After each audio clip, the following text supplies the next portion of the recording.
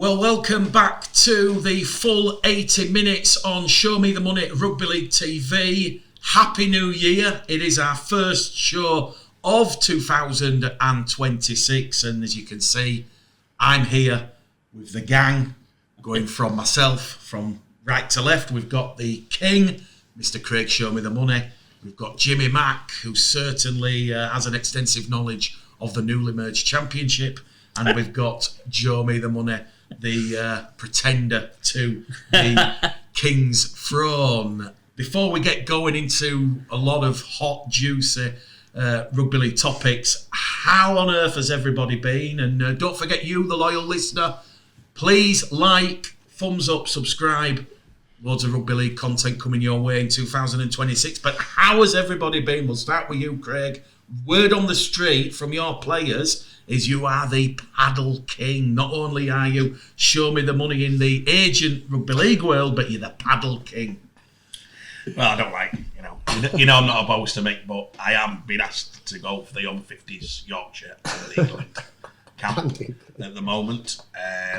I've got a lot of business on, so I've got to mix it, but the talent's there, Mick. I'm just learning, still learning. It's a long job, is the paddle. You've got to make sure you've got everything before you unleash the beast. So I'm at this point now, Mick. The problem is keeping the knees. If you're a certain age, it's keeping the fitness to match the skill. The skills are 9, the fitness, and the knees probably about 4. So I've got a job on, Mick, but we can get there.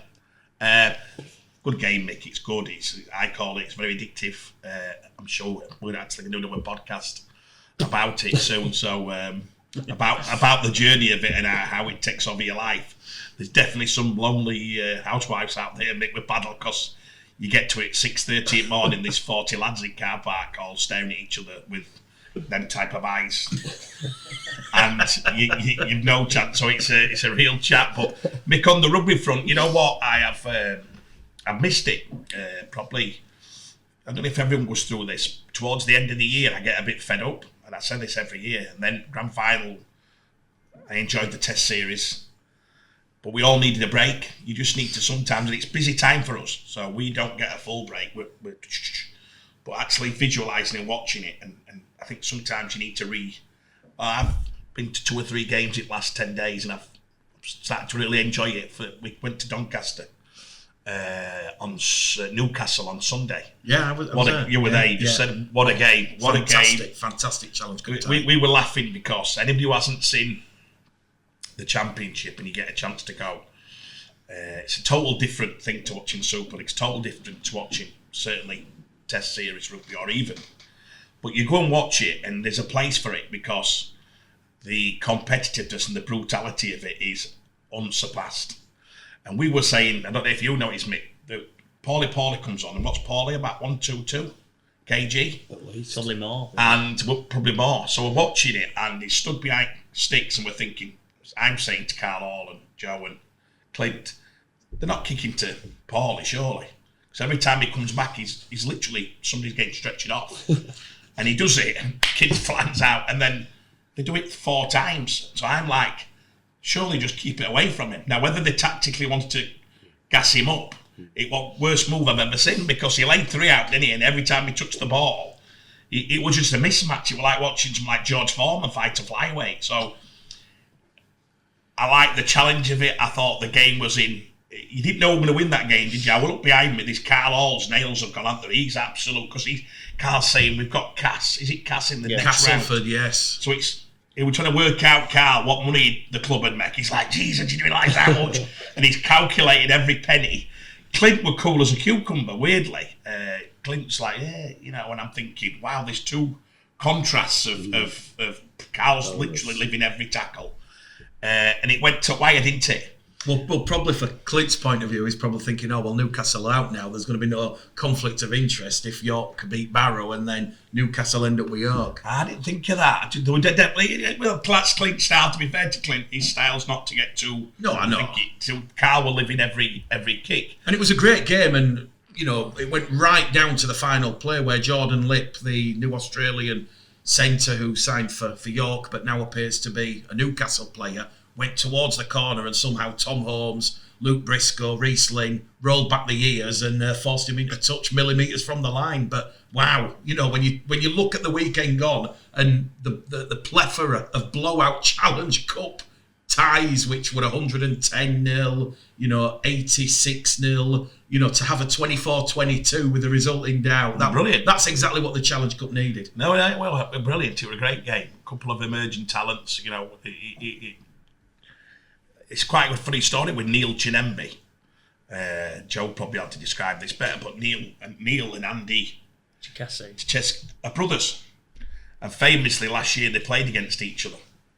One for Cass, one for Wakey. So they used the middle name instead of the last name. They've got the same last name. No one at the ground knew they were brothers. They were playing against each other. And then somebody said, "Oh, they're brothers," and they went at it together. But it was interesting to see both. I think both will play Super League, and I'll say this on here: both will play Super League, and both. One of the York coaches the other day actually said, "I hope I don't get Neil in trouble at Wakey," but somebody said they could do both being here at York. Play, they were saying, get Bish to. Imagine Bish working with them for 12 months. You'd be like, oh, you can see what he'll do with Andy. It'll just go. But there's some great emerging talents there on the pitch. That's what I like. And then, like you said, you roll back the years. You get to see Paulie, Briscoe, Tomo. You get to see the older players who can still do it. Some of the talent on show. You definitely say probably 4 or 5 of them. Mawis, I thought were the man of the match. You went with you look at Muzzy, it's that question mark, is he good enough for Super League or has he found his standard? Muzzy would tell you, I definitely want to go back to Super League, but you look at it and you're like, it was outstanding, wasn't it? I've covered Doncaster a few games now, Halifax, and it's a crowd favourite pre-season against Bradford, and Muzzy's Mustafa. I just can't believe Castleford have let him go. That's what a lot of them were saying in the stand. The line break, the work ethic, unbelievable. But just going back onto your old point, Craig, about the Championship and those season pros, Akuma Tai, when he came off the bench for Newcastle, 39 years of age, and you look at Sui Matage, you look at Paulie, unbelievable. It was the French lad in the middle. He had the size of the packs. Gadwin Springer. Gadwin Springer, what's he? 125. Gadwin now. I'm watching it. Very big unit. Then you've got young Leo Tennyson, who we've got, who's having to go against that. Leo's going to be one. It looks like he's put a few on. About 118, isn't he? So it was like an heavyweight title battle. And then they played football on the back of it. I thoroughly enjoyed it. We went to the Leeds Wakey Boxing Day, and that was a weird one because whoever were there, they'd all put the younger people out, and it'll be big debate on this actually. John Bastin and us got into it afterwards, and John were like, he's happy to see that. I thought, I'm a massive advocate of youth, and we see it, but whether on Boxing Day that diluted it, a debate could be had. I personally, if I go Boxing Day, I want to see 3 or 4 new signing stars, and I want to see, certainly for 40 minutes, I want to see the most competitive. I want to see them get it. That's what they've done historically. Then you get to see the emerging talents, and it's a great thing for you to see what's happening. I don't know whether next year you'll see whether the crowd 8,000 or 9,000 come again, if they know it's going to be that fixture. And it was weird because I got into it with a lot of people, and we asked the reasons why, and it's because. And this is again, I hope I'm not. This week, Hull KR played Wakey. Yes. Darryl made a big thing of saying he thought Hull KR diluted the friendly by playing the kids and the probably second team. I probably agree with Darryl. But after Boxing Day, how could Darryl say that? Do you get me? So yes. Boxing Day, Darryl did that. Whether that was agreed by the coaches. I know the Aussie coaches hate friendlies, detest it. So they're going to their bosses and saying, mate, waste of time. They'd call them trial games with no interest in them. I can see Hull KR why they did it. Why they've got Vegas, and why would they want to risk? I get it. Whether that should be confirmed earlier. It sounds to me like week before they've all decided. And the word is Powley's rang Willie and gone, what's your side like? And Willie's gone, I think these things to me to be decided early, and I think Boxing Day does. So the fans have got, what you can't do to fans, Mick, you can't sell a concept and then it's different when you get there. Do you get me? No, I fans, understand where you're coming from. We're going to play the kids on Boxing Day. That's up to the fans. Brilliant. You've got a choice. You can't say you've got a chance of seeing the new signings, you've got a chance of seeing the best play. It was brilliant. I think I would like to see how many big players at Leeds and Wakey debuted on Boxing Day. I'd said that over years there'd be loads. I can remember waiting to see Brent Webby, most exciting. Like you couldn't believe that Webby were coming. He just played, I wouldn't like it to be diluted where the Aussies coaches get control of it and they just all dilute every friendly. For me, I don't see any, you know what I mean? So that probably needs talking about a bit more thoroughly, because there's been a lot of tension with it all. I've heard loads of clubs like, oh, they're not playing the first team, and I'm like, just needs a bit of dialogue, I think, between them. Well, it was interesting talking to Brad Arthur, and you know what you've just said about these trial games, Craig. Brad Arthur summed it up perfectly in that, you know, yes, Leeds had their sort of final game against Bradford at the weekend, and you saw pretty much a very, very strong Leeds side, but he played 26 players, and you saw after half time certain start players for Leeds like Jake Connor going off, Brodie Croft stayed on a little bit longer but then ultimately went off, and then that gives you Oscar Brown, your George Brown opportunities. But you know, it's a very much, Brad Arthur described it, it's very much, you know, the NRL way of thinking, in a sense that, you know, they're not really a fan of them, but obviously the powers that be, the people who control the purse strings, need them to bring the money in. So, you know, I guess the plus point is, if you are one of those young players like a Harley Thomas or George Brown, you're getting to play in front of 8,000-9,000 fans, you know, heading, which is good. We're a company who would love that. Again, tell the people what's on the menu. We went to the Singos, didn't we, Cass? Cass Leeds? Yeah. And very young, I loved it, but again, it was a young Singo. Got told that there was going to be a young average age 21 or something like that. That's brilliant, but tell the fans this is what you're coming for. Don't let the fans come through and say, "Where's all players?" And they go, "Oh, the kid." You know, we get to see the kids. We're lucky; it's our job, so we're a bit selfish. We'll love that. I don't think it's fair on the fans to hoodwink them. I think you just need to be. I think it's how early they announce the squads, isn't it? I think as much as anything. And that's why they do it. They'll get discounted tickets before squads are announced, then once the squad's announced, and some people, there's lots of fans who are more than happy to go and watch the games, but like you say, coaches should chat earlier so they're all on the same page, and clubs should, and I think that the Leeds one was, I think the complaints were directly linked to the ticket price, to be honest. I think if the ticket price was significantly less, nobody's complaining, because probably for 3/4 of fans, it's a tradition. They like getting out of the house on Boxing Day. It's an early kick-off. You can go out afterwards, or you can do your family stuff afterwards. But the ticket pricing was really quite high for that. And obviously that's where the complaints came on the back. And if you're paying, you know, close to 30 quid, you are expecting to see all the new signings, like what was historical.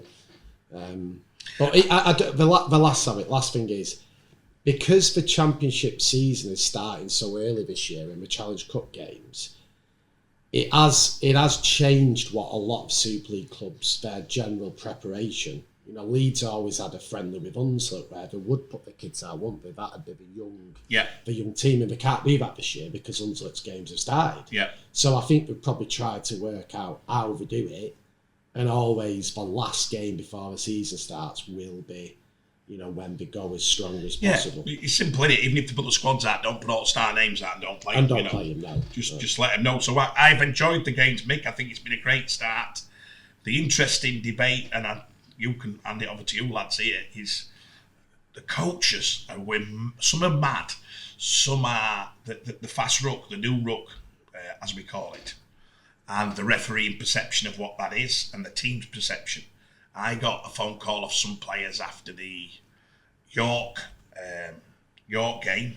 York Huddersfield, yeah, I were at that one. And Paul McShane said it was like surreal, because after the game the ref had said you could have laid on a bit more, you were getting up a bit quick, so that would giving them advantage.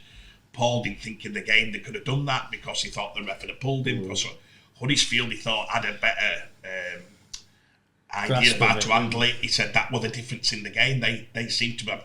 Now, they're saying the referees have been to all the clubs and they're working with the players and working. But you can see it being that first 4 weeks, I'm praying this doesn't happen. When they did the eye shot and they brought in the new rules, we was unlucky enough to watch academy games for 6 weeks, and it was horrendous. We've done this fast ruck before. I don't know what year, you'll know better than me, when they brought it in last time. Yeah. And what they do is they tend at the RFL to over-egg the referees to penalise everything to make sure the lads are getting it, then they ease off. Don't do that to spoil games, though. We cannot have 25 penalties to prove a point that the lads are not grasping it. You've got to be very careful here, Mick, with what they're doing. Well, they ruined 2 seasons ago, didn't they, when they introduced the head high rules, any contact, and everyone were getting yellow card. They ruined a full half a season before they got it because of that same one, where every game it was just basically who got the most yellow cards lost the game, and it ruined the sport. So your voice, Mick, on this, and we need you strong. You're technically the king at this game. I think they've got to get this right, because if we don't, and we start off and we have these blowout scores, and this stop, we're gonna lose 100,000 viewers before the first 3 weeks. I totally agree with what you're saying, and I've already covered, I think, 8 or 9 games, and I'll be brutally honest, the interpretation from the different referees that I've seen has been really, really interesting. So, for instance, that York Huddersfield Matty English testimonial game, the referee in that one was Liam Moore from Wigan, and if I don't know if Liam watches the show, but I thought Liam was really, really good. He was really balanced. The first 20 minutes, I don't have the exact penalty count, but there was certainly a lot of penalties, no set restarts, because he was, like you say, the new interpretation of the ruck. If it's a little cheeky hand in there to stop a quick play of the ball, it's now getting penalised. In the past they'd be giving set restarts, but there's a lot more penalties than set restarts. But then the plus side of that is, and you saw it in that crucial 10-minute period up to half time, because the first 30 minutes, Craig, I think it was 6-4. It was a close game, and it was only really the 10 minutes up to half time where York faded, and I thought it was a bit of similar to Bradford and Leeds in that last 20 minutes on Saturday, where perhaps there's fitness elements that come into it, where you do see a couple of set restarts, which then allow that roll on, that momentum, those repeat possessions, which then resulted in those Huddersfield tries. But going back to, obviously, the interpretation, I didn't really see too many 6 agains. There was a lot of penalties early doors, but like you've said, and that'll tie in with what I saw, if Paul McShane's saying, they could have laid on a little bit longer, those early penalties probably scared a lot of the York players, which then allowed that Huddersfield roll on. But going back to the game on Sunday between Doncaster and Newcastle, the referee in that one was Matty Lynn, a good friend of mine, and it was interesting because I think the stats were 6-4 penalty count in favour of Doncaster, and I think the set restarts were 3 apiece. Now, you were at that game on Sunday, Craig. Those were the new rules. These are what I know some of the coaches have already been very vocal, saying, like, we don't want this ruining, but you speak to the match officials, the referees are saying, well, this is what Phil Bentham has, when he's had the coaches meeting and he spoke to the coaches, and you've got Willie Peters, Brad Arthur, Paul Rowley, they're all saying we want a quicker ruck, which does favour the fitter, the better, the more athletic teams. Matty Pete and Wigan will be one of those in there. We want a faster game. But did the new rules affect your enjoyment on Sunday? Because, it was 24-22. Yes, there was I think the set restarts were 4 each, both 4 to Doncaster, 4 to Newcastle. Did the new rules affect your enjoyment of that game? No, but just for people who are trying to understand why we'd change rules in a sport. So people say, God, why do you have to change rules? Well, the Australians have done it, and we usually copy that then. And Peter Vlandis put it better than anybody. He said, what's the reason, Peter? He said, well, just to give you an idea of the increase in engagement, it's gone up by about so many million. So people are watching these blowout scores in Australia instead of a 10-6 game. So the entertainment factor is the winner. So instead of these tight games, they are now averaging double, treble the points. Yeah, we're seeing more tries, we're seeing more, and the more try, upside down try, we're seeing everything that people want to see. So he had a big debate and said, don't even talk about it. Commercially, this is the best decision for the game. So we've followed suit. Now, I've heard it come off Munster. That Munster at the last test match went on television and said, this video got sent to me, and by everybody. Munster said you can't judge the English lads because they're playing slow rucks. They've just had to play test match fast rucks. It's a different game. Correct. So I reckon that's gone back in. But it was weird because I said, who do you reckon Sean Wayne went in? And we'll talk about Sean at England soon. Mm. But they reckon he's gone into the RFL and said, implement this so we can give us a better chance at the World Cup. So I automatically thought Wayne's involvement with Wigan, it's Wigan who are pushing this, surely, if that's the case. Now, I said to a coach who I trust, I said, well, who would it favour? And he, I can't believe he said it. He said, the best at slowing down the ruck last year, you can't do anything, is Hull KR. I said, you're kidding. He said, no, not even question. Ask any Super League team. They were brilliant at it. It's that wrestle, Craig. They were just slowing the momentum down. They had an ability to slow the ruck down better than anybody else. Now I said, wow, I would never see that visually. That's a big comment. I've asked three other people. They all went as though that was, everyone knew that. And I'm like, it didn't seem open news to me. So if it is aimed at KR because they don't want them to, win everything this year again, it'll be interesting because Wigan were the inventors of the slow ruck. Michael Maguire brought it in. Yeah, the wrestle. We always had fast rucks, and then Maguire come in and brought 10 wrestle coaches in, did a pre-season. We watched a different game. Can you remember that year? We were all watching it thinking, what's happened? Yeah. There's it's Melbourne this. They've got 4 hip ruck, there's hands, there's wrestle, there's headlocks. And it were crazy, wasn't it? And they just mastered it quicker. So it'll be interesting which teams adapt the quickest because, again, don't want to get too technical. The way Powley plays, which is to set up points to play off. You do that off slow, you don't need a quick ruck for that. You do it off slow rucks. Does that make sense? So you'd have to play more of what you see. Powley probably hates to play what you see because it means you're jumping out. It's frantic. Powley's like, no, set it there. You get me? It'd be interesting, Mick, who teams adapt. Because last year I'd say the most frantic play I like watching were Lee. I thought Lee played the fastest, most entertaining rugby. Definitely entertaining, yes. That's for me. So would that favour, what do you think? Do you think that'll favour Lee? Do you think it'll favour Leeds? I'd say. Leeds play fast. And once Leeds get on that roll, their forwards are best forwards in league, I would say. Might say their pack's the fastest. So will it help Leeds? You'd have thought Leeds have got a hell of a chance then, if based on, I don't know what your thoughts are. Jimmy, your thoughts? Well, I think it comes down to, like say, how consistent the referees are with it, and whether they, like you said, they go really extreme, and then by the end of the year, my theory is by the end of the year, we've almost slowed back down to where we finish. So I do hope they keep it going. But which teams do you think? I just think whoever's winning the middle. Whoever's winning the middle and start to dominate, then we'll be able to capitalise on. Which will be Leeds if you think about the way they dominated yardage last year. Well, potentially, but even it changes every week, doesn't it? You look at the team sheets each week and you look at which packs up, and you tend to think, first thing I look at is who's going to win the middle.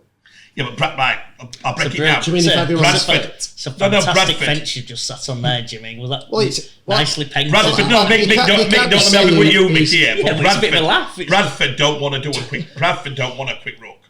That's the last thing you want. I would say Bradford, York and Toulouse and probably Castleford, Huddersfield do not want quick rucks. Right. Let's be brutally honest. Yes, that's what I'm saying. The teams so five teams who don't want that. The teams who were expected to struggle, those 5 teams, maybe Catalans, because we can debate all in our Super League preview. Well, they are the slowest. Yeah. Well, we'll put Catalans in. So you've got 6 teams there. Catalans, Castleford, Bradford, York, Toulouse, Huddersfield, who are not really going to benefit from this. And to be fair, you saw a little bit in both York and Bradford's pre-season games because Bradford conceded, I think, 7 set restarts against Leeds. Wow. 5 of those were in the second half. Wow. I know there were extenuating circumstances, 9 first-team players out, but again, like you said, the Leeds forward pack when you've got Holroyd punching a hole, then Mikel Ayeletske, the really fit, athletic prop forwards. And I always remember something you said when we used to do the shows, the legacy shows, let's call them, at Ellen Road. You said,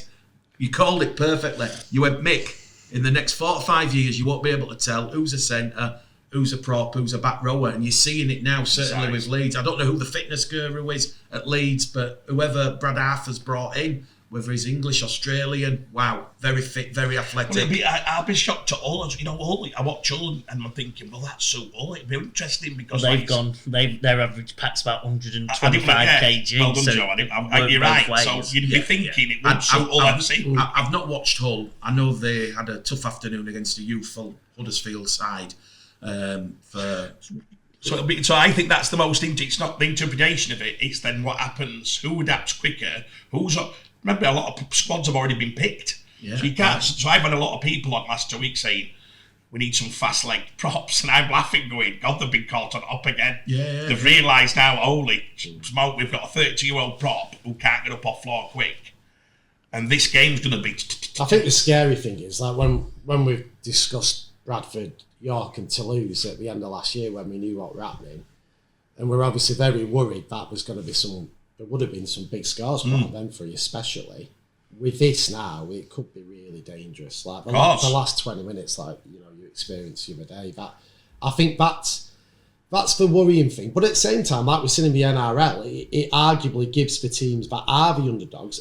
I'd rather see Bradford get the 56-24 than 30-0. And it might be a chance that at least you'll be able to. The teams that are going to have tougher years. You've said that and he's folded, he's thinking, I'm using it as an example, but it'll hopefully give less chance of those like really mundane, coaches often playing weaker teams who'll be trying to keep them to nil. That'll be their objective. It was interesting though, I've seen some clips of the Leeds game. Well, just for the avoidance of doubt, after the game... Don't get me shot here, because Cameron, don't do it. I've had to apologise to Cameron. It was Mary's birthday. It was Mary's birthing and the king. I had Rob Oates saying, "Where is it?" Danny Maguire. They were all saying, "Where's the king?" And I thought he'd be here. Yeah. Cam said I think Cam looked to wave to me and he just saw empty space. By the way, more on Cameron Smith later on, inside the deal. We can do it now, mate. That you don't have to wait. Hookers. I think the key will be hookers. So I think what it won't suit KR in that I guess they've designed a slow ruck, can you say, but it will suit the that's what they think KR were doing. They would have an advantage of slowing route down, but then they're fast as out. Yeah, so it would be. I think it'll suit Jez if you look at who's the who's the other fast electric hookers in the league. Who like to go themselves. The league guy's the best, isn't he? Him and Ches are the best. Pape, Edwin and Ches are the two standouts. Yeah. You wouldn't have said Wigan, Brad's not really that type of player. No. You'd look at Warrington, they've got Danny, Danny can go. I saw a little bit, and again, I'm only going off a pre-season game against Doncaster, but Andy Ackers, I know he did play against Leeds, but Andy's that player. Yeah, he had that. It'll be very interesting because I saw some of the clips that the Bradford tries. They actually look really entertaining. So you actually, fantastic. If Aggie's the coach that they say he is, maybe Aggie is saying to him, look, we're adapting quick here, because actually some of you play with that fast. Like, he maybe has adapted to the play. Can he do it the other way? It'll be the big problem. And can fitness last 20? Is it good night, Irene? But I thought you played some really fast stuff when you got the ball. Kesey's try, I'm not saying that's weak defending, but... Well, let's call it out. Tom Allroyd, he grabs at air. Obviously, I'm not saying Tom's a poor defender, but, it's good to get that error out of the way in a pre-season game. But yeah, I must admit, when Joe Kesey's going over from the halfway line... I watched all the games, Mick. Them couple of tries for Bradford have been the best tries I've watched this off-season. This pre-season, well, I'll be honest with you. I'm not saying this biased, but Ethan Ryan going on the outside of Ryan Hall, and I know a lot of people, thank you, by the way, for sharing the commentary clips, record views for the Bulls social media, but the fact that he had the audacity and backed himself, and I even said this in the commentary on Saturday, I don't know what odds Ethan Ryan is, but I can see Ethan Ryan being right up there, challenging the top try scorer charts, but fantastic athleticism. Do you know what we're interested about that? I don't know if you lads got it as well. So we're very quick to put the boot into Ryan Hall, even on what he's done. They did, typical Rugby League didn't say how good Ethan was, which Ethan's probably one of the best finishers I've ever seen.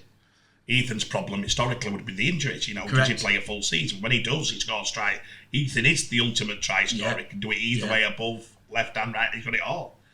He stands Ryan Hall up and everyone, my tech, he's gone. You won't see Hawley again. And I'm laughing because... I agree, Craig. Do you let me tell you though, if you know good players, all he probably needs that. They reckon the famous Jordan ones, as they get older, they make things up in their head. So they think everyone's against them to motivate them. Ryan Hall He's very lucky to be playing at his age on a wing. At times last year, we would watch Ryan and think, Jesus Christ, how come they're not getting a shift on Ryan? Ultimately, they say Harry Newman jumps out quick and he stops it. So they stop people isolating. That's what the two coaches said to me, top coaches. Said it's very hard to get to him because of what Harry does before.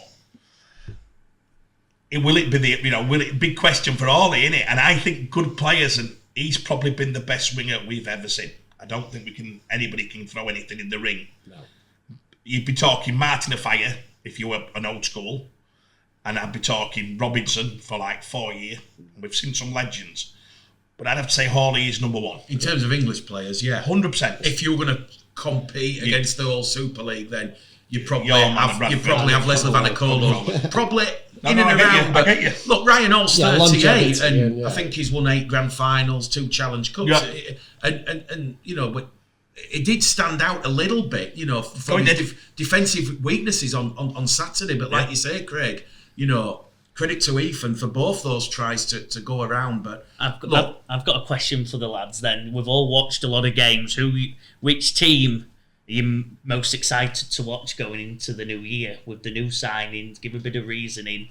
Who are you most excited to watch? A lot of teams are different this year. It's not the same. I feel it is a change. Mine is quickly. I'll do mine quickly. I'd say if Mick's got his list of who's going to win it, and Paul Aiken's watching this show and he said if we get this wrong this year, he's going to come for heads. So he said, and I said, well, I don't agree with that. I thought we put you to win it last year, but he claimed we didn't. I think that the exciting things would be the transformation of, I think that Toulouse, Bradford and York, for me, is really exciting because I'm thinking who is going to finish bottom. If Mick's right, London are coming in, someone's going. Now, whether that has anything on the scores, Mick, we don't want to get too technical. Leeds have got to be the club this year, right? I reckon if Leeds don't win it this year, if they win it, they could win 3 or 4 with what we know is coming. We all know that. Anybody in Rugby League doesn't know that. You're a clown. Yeah, those cropper youngsters. They have got the best up-and-coming crop they've seen for the last 25 years coming. Yeah. And Ian Bleaser's job is to keep them. That's not easy. But I'd say Leeds. Leeds this year have got to go and challenge Wigan and Hull KR. They've got to. Because Brad's had, is it his 3rd year?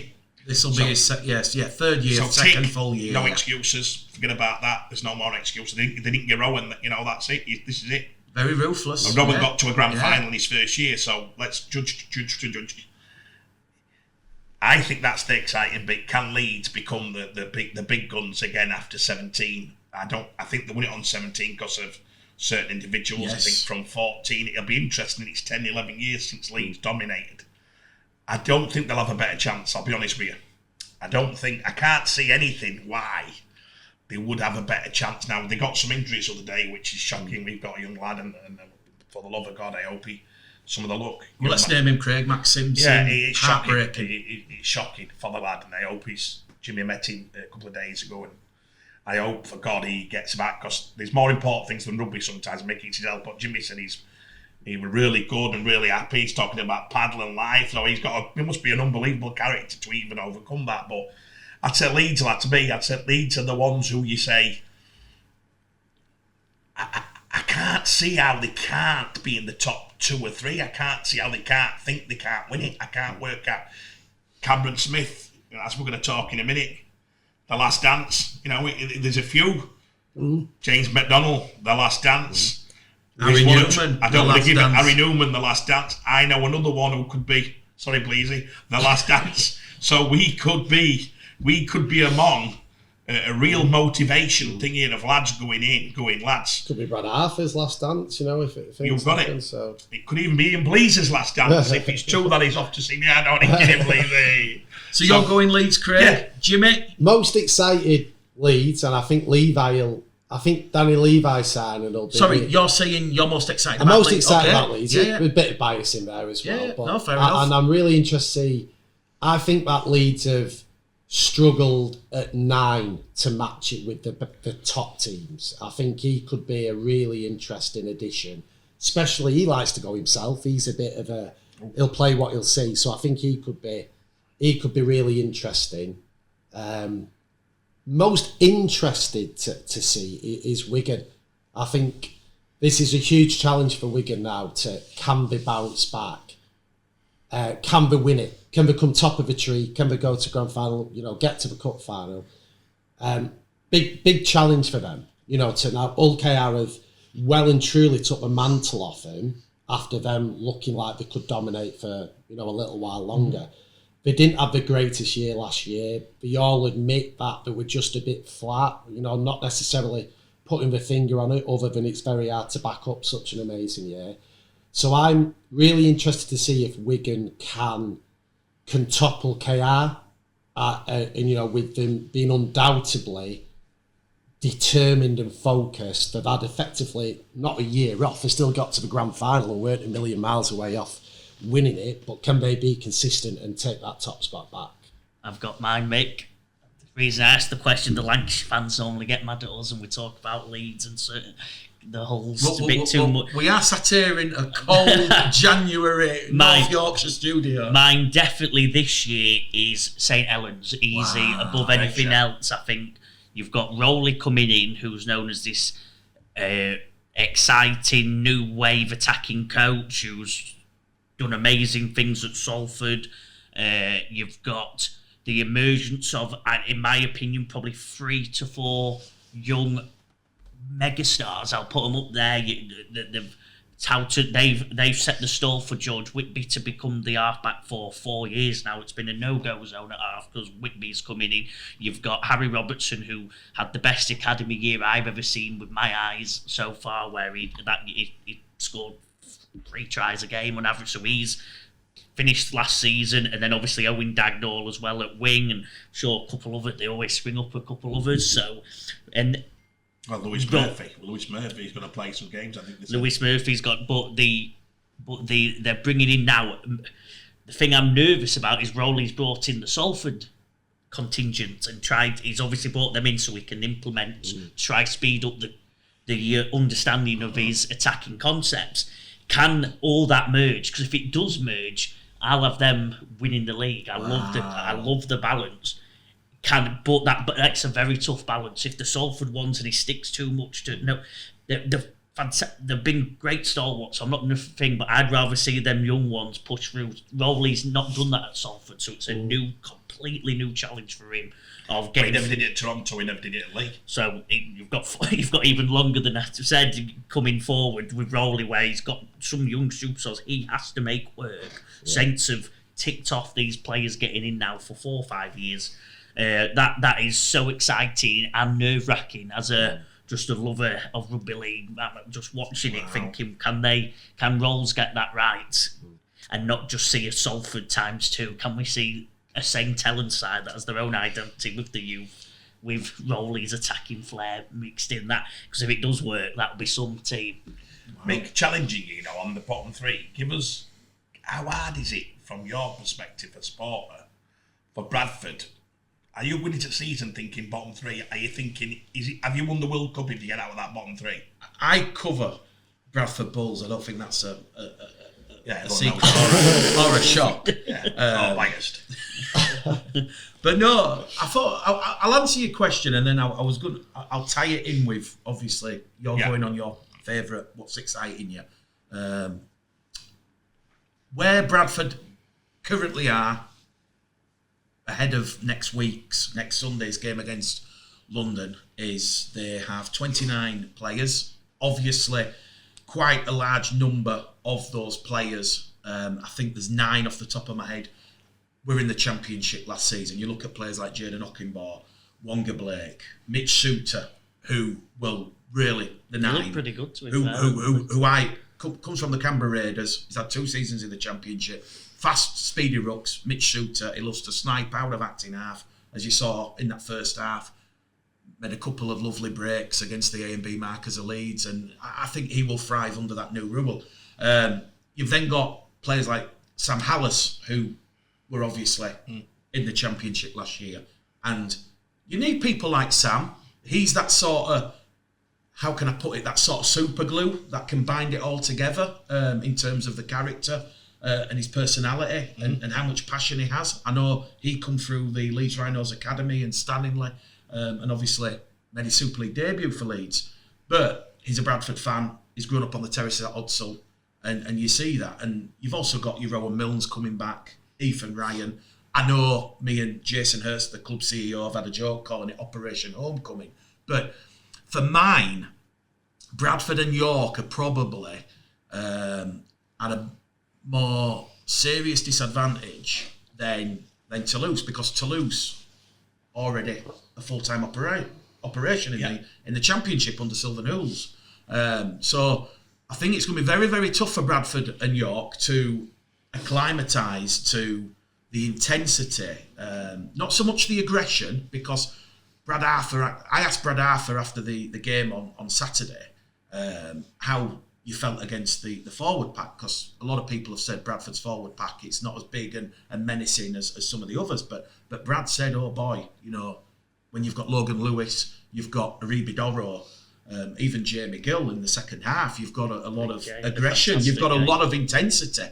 Now, no secret from watching Bradford's pre-season and York's pre-season, fitness, fatigue have played a massive part. Now, I know Saturday you can probably hide behind a very pertinent point, which is Bradford had 9 first-team players. How many of the 9 realistically would get in? Probably 4 or 5, so it's enough to make a difference. Leeds had 26 players. It was unlimited interchanges, so Leeds were rotate. Bradford had to keep players out on the field for 80 minutes, 70 minutes. So am I concerned too much about the fitness from what I saw on Saturday? Not really. I saw enough in that first 60 minutes, as I'm sure you did, Joe, at half-time. Bradford looked like they can compete and certainly might spring a shock or two. And certainly for any York fans watching this, they weren't comprehensively beaten by Huddersfield. Yes, there was... I think the issue Mark Applegarth's got at York is what his spine looks like. If the rumours are Cody Hunter is now going to be making the step from Newcastle to York, where does that leave Nico Williams, Ato Ingano, Liam Harris, Danny Richardson? Because what I did see in York's only pre-season game against Huddersfield, and Mark Applegarth tried all different combinations, probably the strongest one for mine was Danny Richardson and Ato Ingano. Yeah. Liam Harris, whether he had an off day or not, I'm not so sure. But for Bradford, for York, Craig, and I'll answer it, it's going to be tough. It's going to be very, very tough. What I'm saying is, what's the success? Where are you? Where are you finishing bottom 2? I have... Are you happy? If Bradford are in the bottom 2, is that a successful season? I don't think you can call that a successful season. I think the challenge for Bradford, York and Toulouse is to avoid the bottom 2. But if all 3 avoid the bottom 2, you then got 2 current Super League clubs going in there. And in my head, in the table we are going to do a separate Super League preview show, so we're going to lock it in. I've got Bradford finishing in 11th, which has them above Castleford. So it's a big bold call by me. But look, the point I wanted to make about, like you've gone with Leeds, St Helens, it's not so much a club for me. What excites me, it's this whole Darren Lockyer grants. Now they've got the NRL money in at London. London will be in the Super League next year. London will be in the Super League next year. They've been told, this is your roadmap, this is your path. And I know there's been journalists and clickbait and a load of rubbish about this club's played the game. No, Craig, there's been a lot about this club's played the game, the IMG numbers game. As I've said repeatedly for 18, 24 months, clubs, if they're honest, they know their live IMG score, because IMG have given them a calculator tool where if they're honest with the data, they get a live IMG score. I know from speaking to London know the path, what they need to do to be in the Super League. Mick, I was looking to watch London on the Bet. They did it live. Yeah, they streamed it on YouTube, yes. On YouTube, yeah. On YouTube, and there's no doubt they're going to be in Super League. There's no doubt they could compete now. Yes. There were bits in that game, and I'm like... And then I got told after the game, 2 or 3 of them already signed for Penrith. And if that's the level they're at and playing it champion, them 2 centres, I was like, and I know, obviously biased what we've got, but the pack, you're watching, the guy, what's he called? Regan Campbell-Gillard. I mean, you're talking 2.5 years we were in an international, like an a year and a half. I've seen it, and then they brought another 3 forwards on. Poor old Widnes must have been thinking, what the? He's coming on here, and then one of the last breaks they made, it went through 8 hands. I'm thinking, they could do 50, 60 points on everybody. Everyone said, oh yeah, they're not doing that when they go Batley downhill, or they go Dewsbury, or they go... I don't know, because they've also got a mixture of lads who played it championship. The hooker came on, the blonde-haired lad, quickened the ruck up straight away. He knows how to play championship. And it's good that they've Lewis Bearneck. It's good. They know exactly what to expect. It's good they've kept players like Sadiq Adabayi, Lewis Bearneck, Elliot Wallace, Marcus. Well, they brought what's he called? The lad they brought back. He'll be the most important player. The halfback, blonde-haired. Oh, James Meadows from Bradford. He will be there's no doubt, because he's played there 7 years. He knows exactly what to do. He's come through the academy. But it'll be interesting, Mick, because if the bottom 3 are the famous 3, Toulouse. Now, the advantage Toulouse have got is, by the way, you say it not, you've still got to travel to Toulouse to win a game if it's 120 degrees. Yeah. Toulouse's home form is going to be absolute. Bradford have got to make oddsal. And this is the rudest thing I'll say to you, so please don't. It's in our friend terms. You've got to make it an absolute shit show at Bradford, and they've got to be able to go in that stadium and think, do I not fancy this today? That crowd, that cold Odsal top. I think you're in for a shock, Craig. The stock cars have announced that they've No, I'm saying that's not your advantage. If people come and see Bradford as a lovely sunny day and it's a lovely flat playing surface, you're going to get hammered. Craig, let's be brutally honest. Come and say, there's only maybe 2 games a year where Oddsal's a lovely sunny day. Right, there 9 you go. times out of 10. That's what I'm saying. You've got mist, rain, fog, sleet, and it's Mick, very inhospitable. Mick, and I think if the crowd embrace that, right, and they go, come on, we're going to come here, we're going to absolutely give you the kitchen sink, that could be good in your advantage. I think York are the one who I fear for, because it works against them. You go to York and they've got brand new facilities. You're going to get Super League players never played at York. I know loads of mine are like, I'm like, oh God, they didn't know what the ground's like. You're going to get a shock. A brand new £40 million brand new restaurant, swimming pool. You're going to be going there. What an experience. Players are not getting off that coach thinking, shit, this is Odsal top. They're thinking, I want some of this. This is going to be brilliant to play. So, you know what I'm saying? So I think actually, yous have got a massive advantage if Haggy turns it into what it is. It's whether Haggy says, oh no, I've been at Salford where we play, we want to play some really exciting brand rugby. Look. I'd take a bit of the coaching ego out me and think, no lads, let's do I'm not saying a Wimbledon in the day, but probably make it so difficult for you to come to Odsal. I think Kurt Haggerty's philosophy from my early meetings and dealings with him in press conferences, he wants that kind of Salford style of play, that exciting play, even though he knows currently for 2026, Oddsal's still going to be constrained as one of the smallest and tightest playing surfaces. Have they made it bigger because it didn't fit Super League standard size? Have they obviously made the pitch bigger? The pitch meets the minimum standards, as does one other Super League club. So there's a couple of Super League clubs that don't have standard pitches. So when anyone goes after Bradford and Odsal, why aren't they going after the other clubs? That's why you not named him. You've always named it. There's something in you not to name it. Craig, I'm not talking about pitches. I'm not talking this show about pitches. I'm just saying. But you just answer Joe's question. Is it obviously now it has to be minimum standards. Yeah. So it's been lengthened a bit. At one point, the post got moved. Yes, which gave them a little bit. So it's probably it's probably the smallest pitch, but it is minimum required. Sorry for name dropping. You've been listening to James Ford too much in his tape. Well, I was just about to say when Fordy went out with his little, I can't remember what we were called. To be fair, measure it. These days, me and Mr. Ford are like that. Sam, can you do a caricature of somebody measuring Oddsal's pitch with glasses on? No. We're not taking our show into clickbait territory. Look, going back to the point, Craig, what's really exciting me is not so much a club, but the whole London London certainly expects they're going to be in next year. Who drops out? Well, the trouble is that for me is the massive narrative, because we know York are only just in as the last 14th team, then it's Toulouse, then it's Castleford, Huddersfield. So it'll be one of those 4 clubs who will. This is my big bold prediction. One of those 4 clubs, Castleford, Huddersfield, Toulouse or York, they will make way for London at the end that of a the big year. bold? I feel that's a pretty steady prediction. Yeah, pretty steady prediction, yeah. No, I think he's right. I think Mick's got the greatest point. If and York, I think the scary thing is... If York or Toulouse... Yeah, but that's known for... I don't know anyone who doesn't know. You're throwing Cass in, are you not throwing Huddersfield in? Huddersfield will be in, yeah. So what would happen to them two clubs if they went down? Do you think Huddersfield would survive? Well, they probably maybe, would with Ken's money, but... If Ken stays, yeah, but it depends on Ken. I would like to think the chairman of Cass has put that $3.5 million in. I do not think for 1 second that's happening.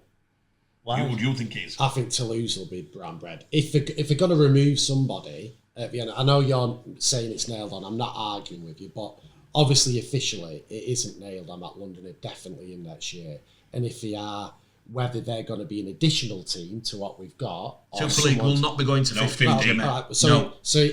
One will be coming out for London. If hypothetically, let's say that's a fact, I'm worried about. I think Toulouse will be bottom of the pile this year. If I was to predict, I don't think there's much in it, but I don't think their home advantage, massively outweighs their fact they've got to go away. I don't think their squad is as strong. I think Bradford. On paper, it's the weakest squad. Yeah, I think Bradford and York have a stronger squad, and I think York's main advantage is that they, as a collective club with Newcastle, have got 40 full-time players. So when the injuries hit those three clubs, who I do think will all be bottom three, I don't think anyone else will get quite dragged into it at the end of the year. I think York's ability to be able to call upon full-time players to constantly fill the gap, I think that'll help. I think that'll counteract that they are by far the easiest away day. Bradford at Odsall, like Craig just said, Toulouse, the travel, they would try to do it in 1 day. Some clubs, knowing they'll probably get the win, they're not bothered about trying to, treat it as what Catalan away would have been 2 years ago, 3 years ago. So I would be very worried if I was involved with Toulouse. If London are definitely coming in and they're definitely getting rid of someone, I'd have Toulouse 1 to 10. Wow. Can you zoom in on that, Sam? And Jimmy there, that's a massive... And obviously, look, just for the record, us three are not actually agreeing with that, and if Toulouse won't invite us, but we'd like a bit of hospitality off Toulouse. I don't say I agree with it.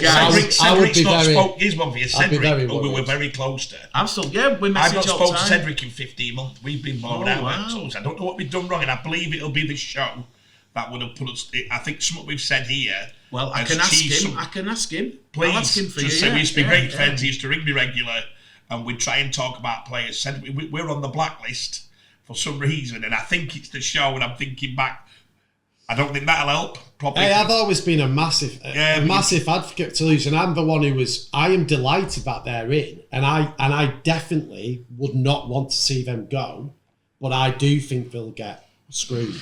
Because I was worried they were going to get screwed this year.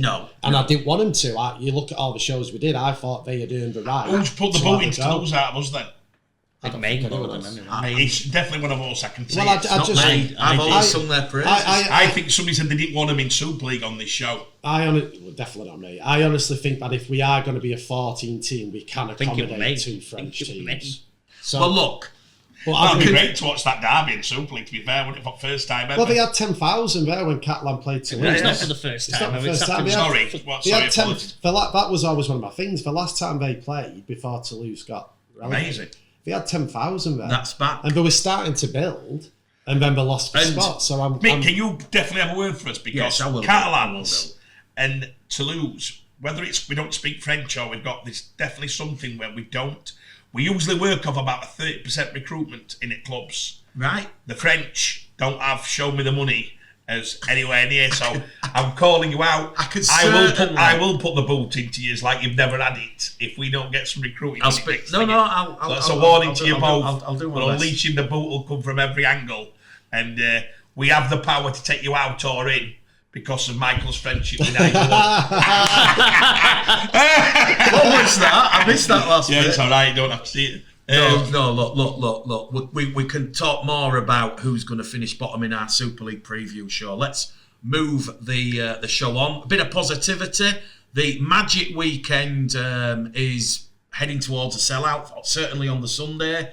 47,000 tickets have been sold. The lower bowl is now sold out. There's only the more expensive premium seats on halfway and those cheap ones in the gods, but fantastic news. I know not every Super League club wanted the Magic Weekend to continue. I know Lee Leopard's owner Derek Beaumont was very vocal, and Derek made a fair point. You know, we're removing loop fixtures to allow Toulouse and York in, and then we are having more loop fixtures with the Magic Weekend. But I'm really pleased Nigel Wood and the implementation committee has kept the Magic Weekend. I know Rodri was, in the weeks before the announcement that they were keeping it, was ringing around canvassing an opinion, and the vast majority actually wanted to keep it. And then the RFL had the big decision: do we do it on placings as in previous years where it's 1v3, 2v4,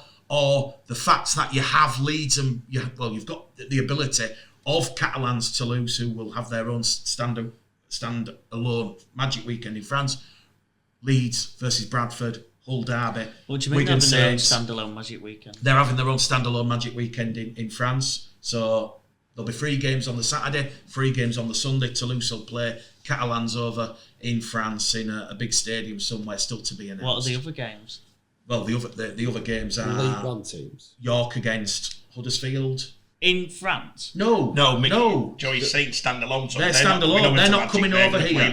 Oh, so they're having their own standalone. Sorry about that. I thought you meant France having their own Magic Weekend. Yes, they are. Yeah. But it'll be Toulouse. No, but like a full event. Yeah, but you said 6 games. Are the League One teams playing there? Yeah, there'll be some. Well, it's called Super 13, so there'll be Super 13 games there as well as that. Yeah. So there's an opportunity. I don't know where they're hosting it.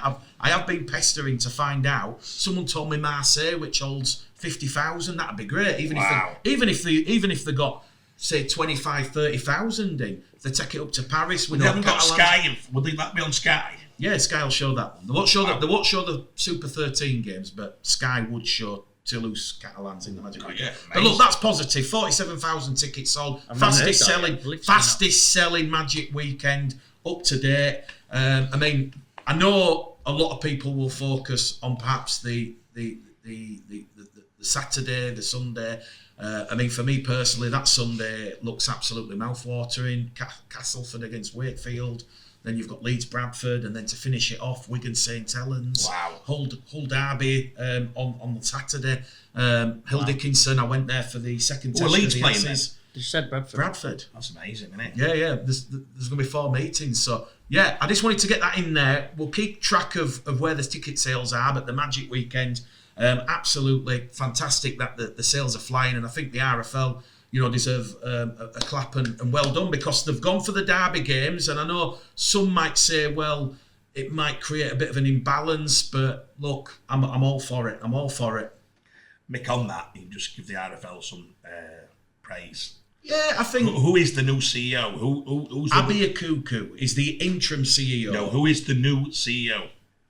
We've had it's gone out now. We've seen the job application. Yes. We've seen the form. Yes. The runners and riders. I'll give you 6 or 7. 3 or 4 of the club CEOs have been mentioned. Yes, correct. Carl Fitzpatrick. Yes. Paul Lakin. Now these have all got jobs. We've had Radlinski. The word yesterday. Chris. Has Radlinski been linked? I haven't heard that one. No, I haven't heard. I don't think Chris wants to leave Wigan from what I've heard. Now we've heard that I heard yesterday that they're wanting a Robert Elston type character.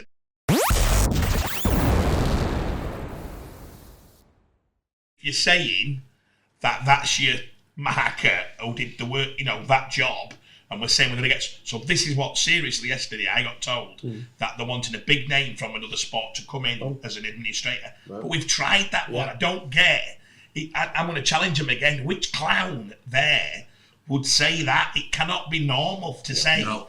Let's go for a big name from another sport. We have addressed the elephant in the room. It never works with Robert Elston. Rugby league. You need to understand rugby league to be given that job, and then it needs to be somebody who's got common hands of steel, who was going to go for it. And we try. I can remember being at a rugby league Man of Steel Awards, when Brian Barwick, when they announced it, they were chuffed to death announcing this Brian Barwick. It's from the FA.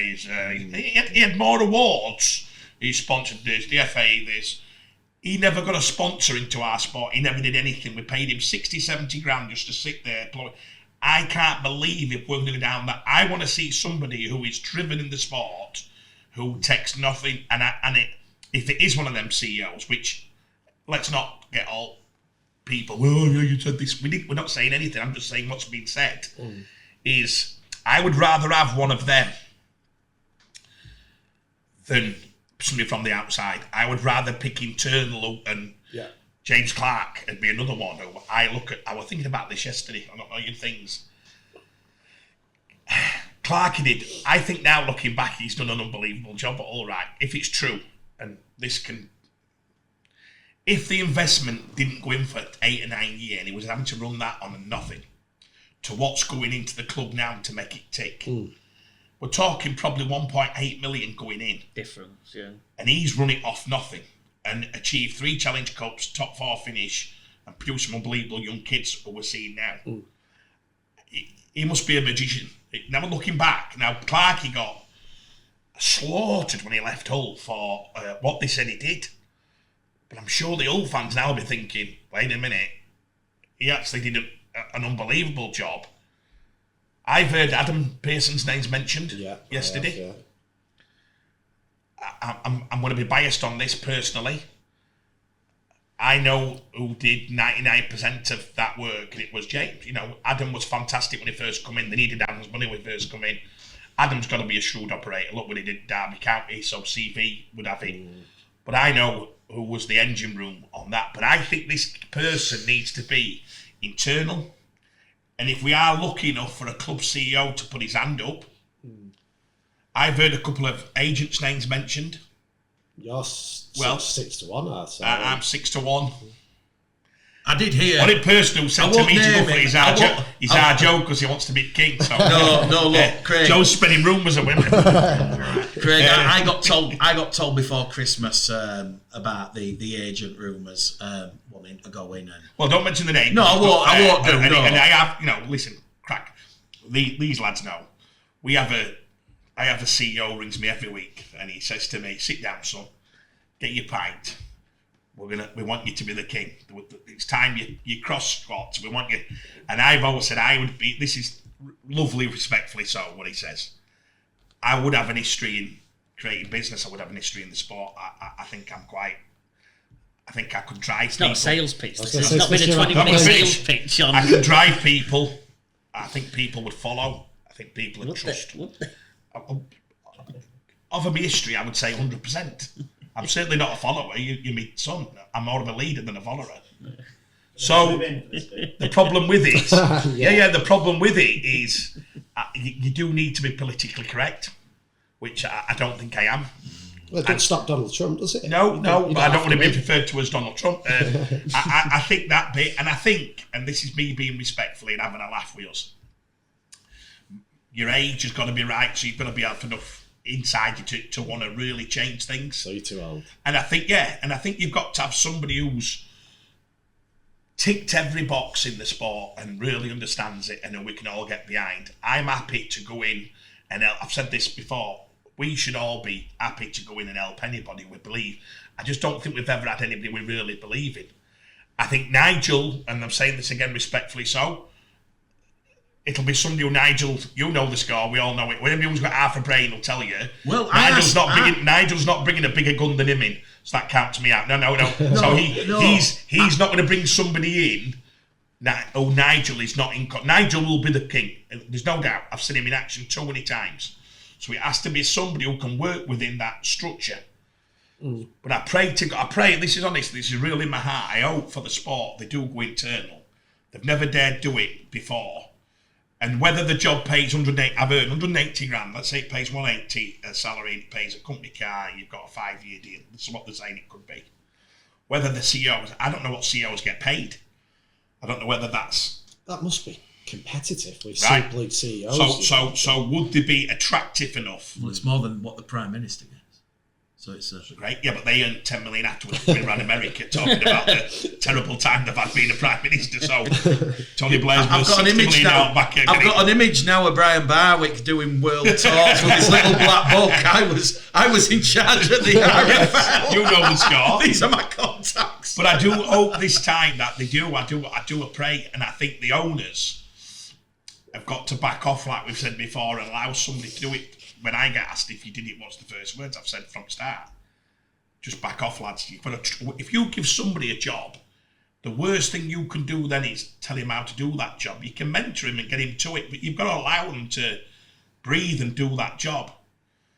I was thinking last night I was thinking, who would I want? And I don't want to call it because I know how they've all got jobs and it's got to be respectful to the jobs they're in. What you're saying is you'd rather have a Paul Akin, a Carl Fitzpatrick, a Chris Radlinski. Yeah, James Clark. Instead of, we'll go for another sort of smiling assassin in Robert Elston kind of territory. 100,000,000%. I agree. And if it goes the other way, I agree. I'm not even going to get involved. You'll never hear me mention on this show. That's what I'm saying. If it goes the other way and they go for a golf CEO who's done live golf and they bring him in, see you later. Do you think it needs to be, something you've always championed? Is this the time, more than ever, where we need someone who will front up, face up, can talk in front of a camera, isn't going to be behind the shadows and we don't hear anything out of? It's God got help to us if we do. Yeah, there's not a current CEO. Nigel does that. There's not a current CEO that does that. That does that. That's what I was going to... That's a great point. Is the CEO now we all go, wow. But Craig... Not really. And that's what worries me about that suggestion. I do think we'd need...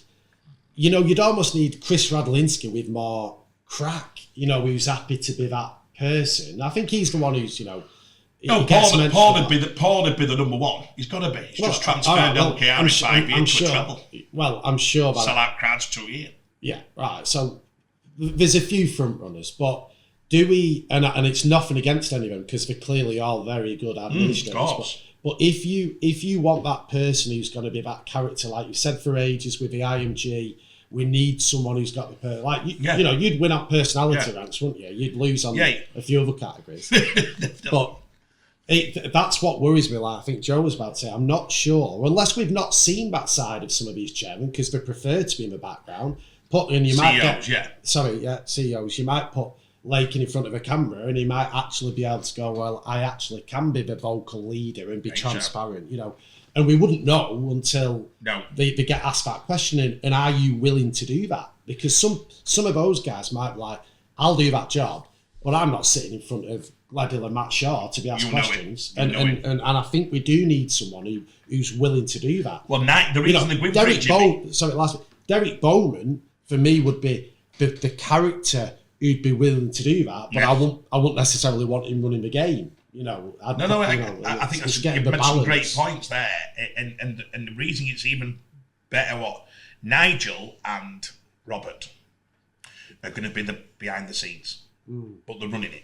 This is what I'm telling you. The puppet masters. They are going to be there. Then you've got this person who they are saying wants to be this front, who can go in. Now the problem is if I'm the front, they're not taming me. No. I'll say, you used to. I'm the man. You do what you do. You do legislations, get on with your job. You do what you do. I'm going to lead this sport into the next 5 years.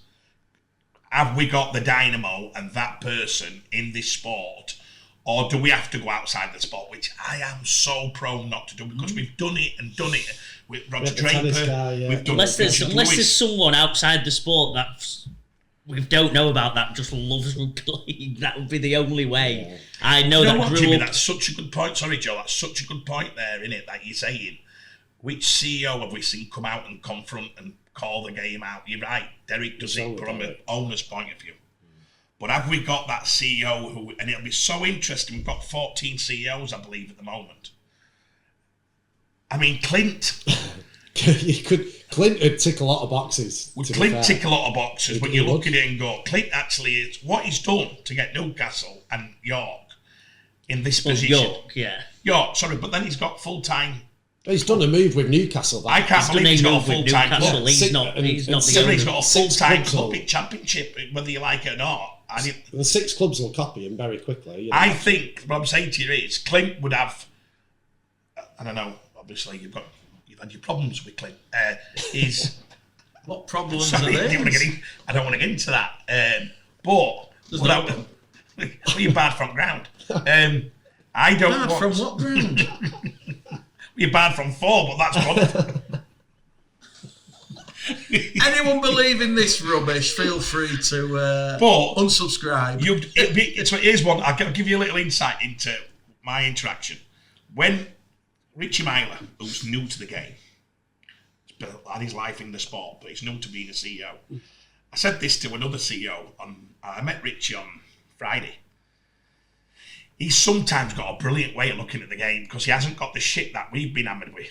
So he don't have any baggage. So he'll go, oh, why don't they just do that? And you're like, you look at him, you're like, that's a great idea. I love the way he does it because he doesn't have no baggage.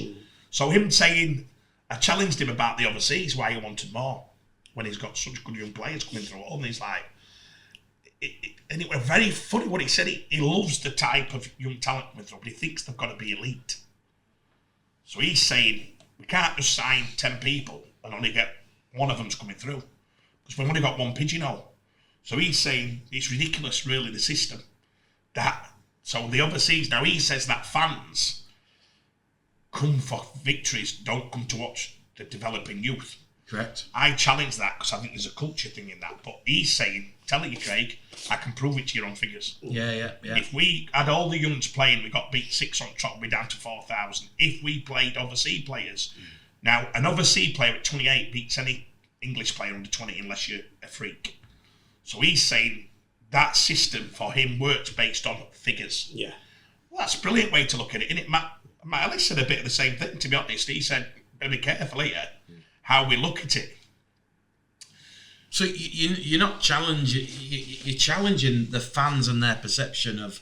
Well, I'm not challenging. I'm saying Richie's opinion is brilliant because it's a fresh. He's got the guts to say it. You won't Yes. get anybody else saying that. Matt Ellis would be another one. He is the most. To me, Matt is innovation. He is willing to put his cent to sell his club. 100%. He's number one. Him and Degsy. Degsy's the king of it. Matt's him are the two who are willing to go. Jesus Christ, he's ran up. Degsy famously, Leopard Skin Challenge Cup, dived on players, greatest moment in chairman history. A chairman runs on me a leopard skin suit. It's incredible. And I've been placed, and they talk about that every time I meet people. They go, "Who's that bloke in that leopard?"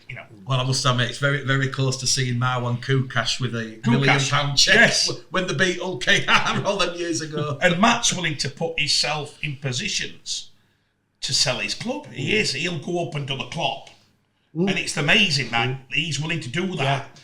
I bet you might get some sticky. I bet sometimes other fans, who the fucking hell is he think? Matt's not bothered. We probably need somebody along them likes who can lead and who's willing to take all that. So in a world of social media, it's easy to sit back and have some clown to that. Yeah. Because he's one who's been getting all social media shit, isn't he? It's very brave of someone to step up and say, I am that man, and I'm going to take all what he said about the journalism, the fans, the other CEOs. Can you imagine walking in a room with 14? They say you walk into a room and 10 of them are, millionaires, billionaires, and you're telling them what you want to do with game, and they all want their own opinion and all their own side. I mean, that is got to be difficult. But I back to it, Mick. I pray honestly for the game. Yeah. We've got to get this person right this time and all get out back of him. Yeah. We can't pitch Peter Blandis, can we? We can't pitch Blandis. The only nightmare you've got is we've not, out of the lot, we've not come up with a definitive name ourselves. We've not even... We can't what would you go for?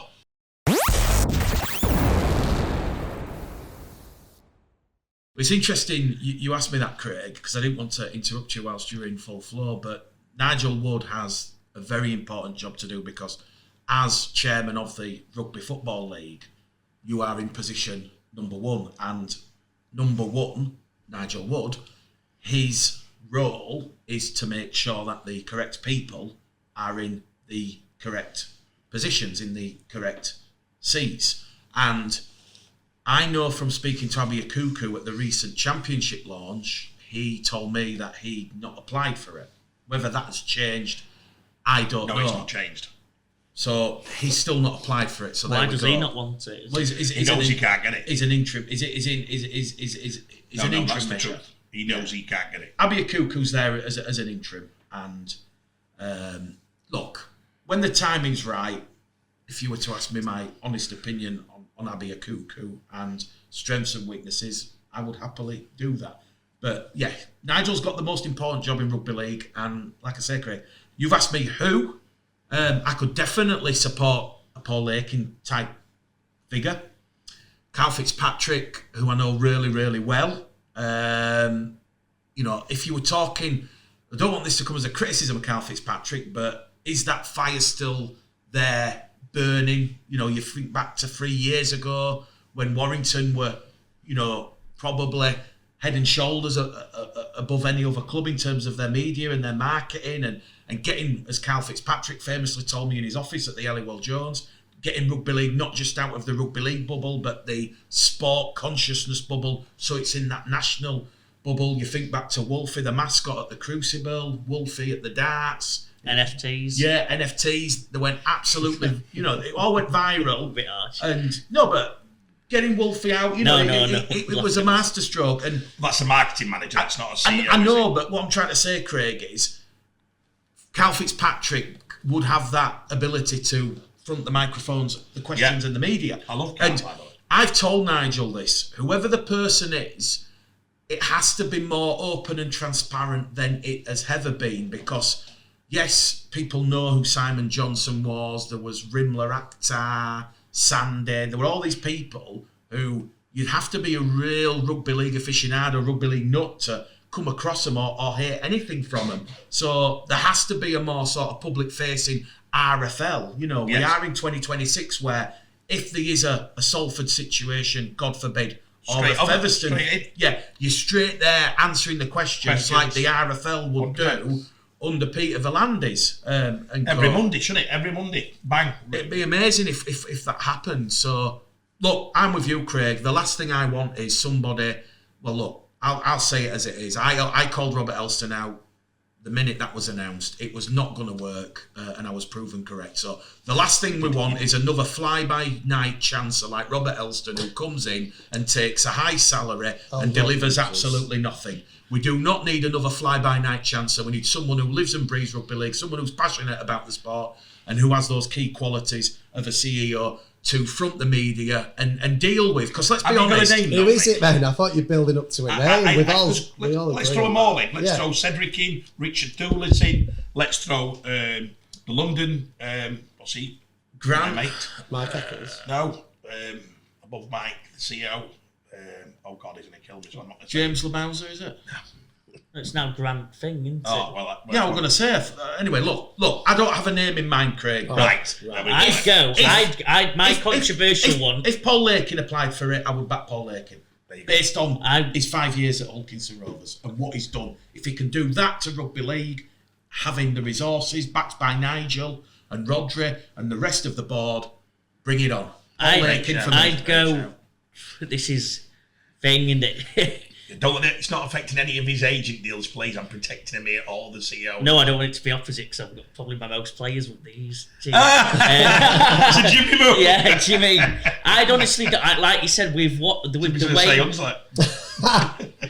way it's gone, I don't think he'd do the media. He's never. Well, he has actually. No, I'm lying. He has done plenty. No offence, a bit of self-service over the years, but I love what Clint's done with the game. I actually think his new wave ideas, bringing us with like the Newcastle plan where they're teaming up, they're full time, and they're feeding in. Just the way, just his vision for the sport. Every time I've spoken to him, is very aligned with what mine has been. So obviously selfish. Newcastle. Listen, it's a safer bet for him. Somebody give him a 5-year deal on 200 a year and said change our game. Clint's about the game. He's about the game. He's not about. I give Clint his due. He's not an ego. He's not an ego thing with Clint. I used to think when you didn't know him, you think, what's his game here? Why is he doing all this? But to be fair to him, Everything he said in that first meeting. He told us that without certain pattern, he's never going against it. Whether that kills him. Young players developing into. Now he's done everything. He's built up York to where they even have a possibility against Super League. No, what about me? 5 times. Not you. I'm looking at but you've when you talk. whether Mick's staring at you, and I don't know why. I'm not staring at anyone. anyone. I think everything he's done. I think it's very impressive. He's built York into a Super League capable franchise, which we all thought it would be, that no one else succeeded in. I like his vision for the thing. He's definitely done a bit of media as well. He's definitely done a little bit to show off Clint. So I think, but you need that. I don't think Clint's done media. He's very... Not with you, but he does find the chairman. We used to laugh at find the chairman where they turn up and he'd do a bit. He's definitely done a bit for him. Clint's very in the shadows, in the background. He's not media friendly. I think it's different when now what he's achieving. Now he's going to have to come out. But I think he'll be happy to. I think in the past, it's always when I've gone to York press conferences, it's always come from Mark Applegarth, who's always praised Clint and said, "Look, me and Clint, we're doing the recruitment. You know, we're signing a Cody Hunter. We're signing a Ryan Jackson." The bit that I think it works is he is his own person as well. He's not going to be a yes man. Clint's played good. He's played the game in little things, but then he's also just done his own thing for 3 years. You're going 4 years. So I'd go Clint in my current. I really like that. As a curveball, I think that's a great shout. I agree with everything Joe says. I think that as much as I don't fundamentally agree with it, I think the optics has got to be really good for the fans of rugby league, because we're privy to information like that and knowledge of that, what goes on behind the scenes, and with Paul Aiken and your relationship with him over the years and everything he's done. I think that we're at that moment in the game where we have to get all the fans, or as many fans as possible, and everybody on the same page and believing in what comes next. And for that reason, I think we have to look at someone who ticks not only the great administrator box of Paul Aiken, but also the rugby league fans' perspective, which effectively is an ex-player who's widely respected. So you look at what Radlinski's doing at Wigan, and every time I hear him speak and everything I've heard sounds like he's very good at what he does. Does he leave a club like Wigan realistically with £1 billion worth of owners and stuff like that, what they've got going? Probably not. So I would actually, if I was to pick someone to start in the next few months, I'd go, and again, whether he'd do it, he's got lovely gigs going on, I'd go for Kevin Sinfield. And I think that you need someone like that who is a smart, intelligent guy who's experienced in the whole game and is respected by probably everybody within the game, even fans who might not have liked when he played against their team, because he'd have a lot to learn, but like you say, he's going to be strongly, heavily guided by others, but probably be respected and allowed to have his own mind and his own opinion on things. I think he's my example. He'd probably be the one I'd pick, but it has to be someone who ticks that box. I don't think we can have the old rugby league community getting behind someone that they don't have the same knowledge as we do. We were laughing because the minute he started talking former player, Joe said to me, he's going to say Kevin, and we all nodded. You did, so. I think Jimmy's point on having a player who is that respected. Chris Radlinski was a player. Richie Milo was a player. They're both in big roles within the... Yeah, and the link between the fans, you know, in the past when it's gone Nigel, then to Ralph, then to Tony Sutton. There's not. Can I just make it quick? I'll make it dead quick. I apologise. Not that I'm... This is where me and Jim have always differed. And this is going to get me shot by our community because we are the fan-led. I am not as concerned about having the current fans support awfully. They are supporting. We're not trying to get current fans backing it at him. And this is. I want some way to break the mould. I need someone for my own thing that's going to break the mould and not fit in and not have all the fans because rugby league fans in general are very old school with the way the principles are, which is fantastic, and that's why we all love the sport. But Kevin is there's the also a person spice. most known outside rugby league who is involved in rugby league in your problem with, here's my take, is your problem with Kevin is when Vlandy comes out and they put something controversial, Vlandy just comes out and goes, bollocks, bang. And he's that straight. Kevin's never going to do that. We're not there yet, though. No, I'm telling you, he's never going to do that. I'm a friend of his. Kevin's never going to. He don't have to, though. And at Leeds, he never did it, and he wouldn't do it because Kevin he's got his sent to where he's been by being a Superman. The controversial, Vlandy's waiting to race it, became the most controversial figure in the racing in Australia, but he saved 3 tracks. They said it was the best thing to happen to him. He goes into rugby league and he does not give. So he leads by... Well, that was someone outside of rugby. Yeah, but I'm saying he came in. Let me tell you, he came in and he went bang, and he comes in. You're on about that Monday call. He does it every week. Peter Verland is not afraid. He's just not afraid of any... The best. I put the line here when we said... Let me finish. If someone's been controversial, you need someone outside the sport then. So Peter Vlandy, when they asked him about the new... We were all shitting arsing about the new RS whatever, taking players. Vlandy comes out, best line ever. You're all banned. 10-year ban. What did he do? Who won? He won within... I got a phone call with the Aussie agent. He went, mate, no one dare even couldn't hear that now. He's completely in the shit. They all went buried this end because even CEOs, anybody who's talked to me is trying to hunt. He's just gone, see you later. They've had to put it back 2 years. They've put it back 2 years because... I didn't get Super League saying that, did you? No, we'd have been going, where's cheese? We wouldn't have said a word. We'd have gone, well, you get me? I don't think Kevin gets a lot more than what they're offering. So that would be a no-go, personally, because he would get that for the business. He also earns more outside of the game. I think we're doing it idealistically, though. Yeah, he earns more outside of the game. Paul Lakin would be a great choice. Would Paul give up a 5-year plan on probably... I wouldn't dare say it's not for us to think what Paul's on, but I would say Paul potentially could be highest paid CEO in league with Radlinski. Why has it got to be someone within the sport, though? No, I'm just finishing. So my thing is that answering I think you've got to have somebody who is in and around the sport or history. I just think you do. I just think to understand it. Vlandy's would have been right. Okay, sorry, I'll bring in this. A rugby league fan, or a massive Origin fan, massive fan of the sport. So we need somebody who's a massive fan of the sport. Whereas Richard Lewis with a tennis background, Draper with tennis background, Elston with football. Don't think I've ever heard him say anything. So I think we do need a knowledge. Who would be available? I think Fitzy would potentially, if they come and offered him it, Fitzy probably give it a second thought at the position. Now, as his journey at Warrington finished, if you look at it from pay view, Warrington have not been a great success while Carl's been there. No. It's not, but that's been straight as die. Think of the position they've got. Fan base has dropped. He's got the sponsorship up, but the other bits, it's the worst run Warrington have had in the last 5 years. The worst run in their history. I've not seen him in any grand finals. Tony Smith bought last grand final. They haven't been that club. This year they'll be 16-1 to win it. The odds are going further out. Yeah. So, do you get me?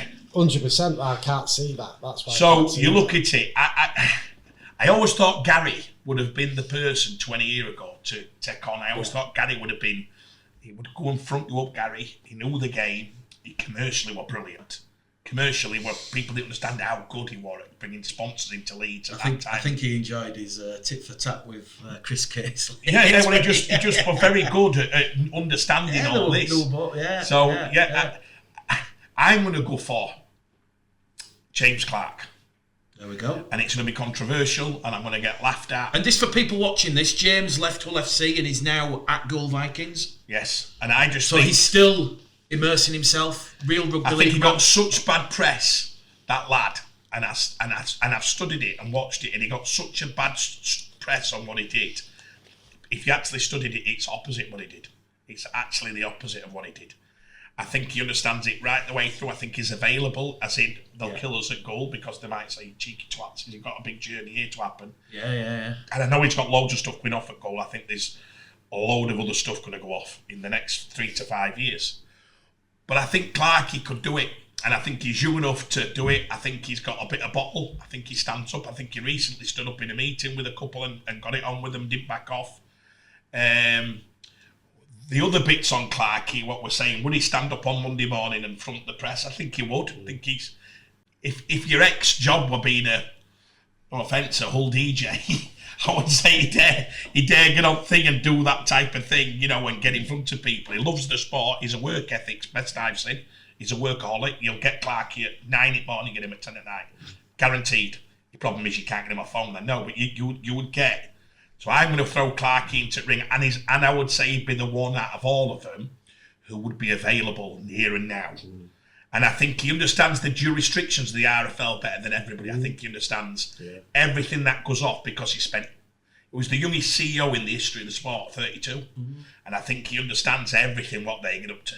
Yeah. And I think if anybody's going to call out people, it could be him. It's a fair shout, Craig. Do you get me? Is your main motivation, you think, you have his ear as well? So you could indirectly run the RFL? Well, no, I would say... Well, Paul Aiken. Paul Aiken is probably my favourite. Yeah. You know, I'm not saying my favourite, but I speak to Paul nearly every day. So I'd say, who do I speak to most? I don't speak to Fitzy like I did. We still speak, but Carl's always... But Paul, I do on a regular basis. Got a good relationship with quite a lot of them. But with Paul, I'd say... but I'm on about controlling.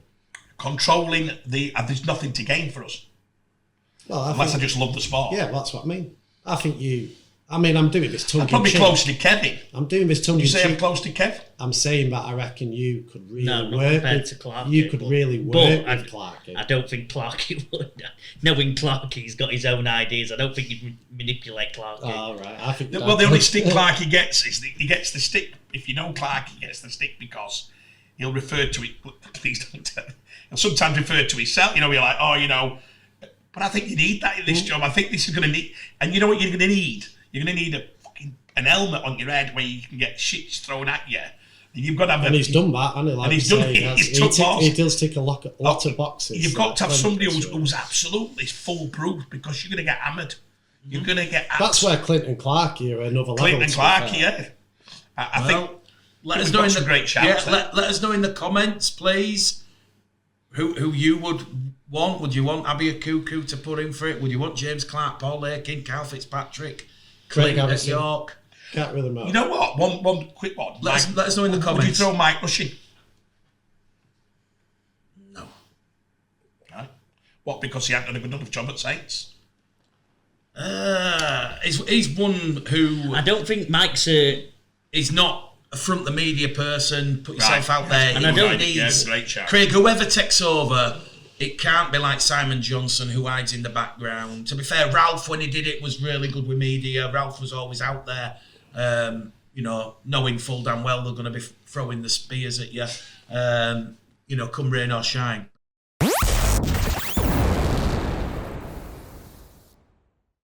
Well, welcome back to the full 80 minutes on Show Me the Money Rugby League TV. A lot of Leeds fans might find this next segment a little bit interesting.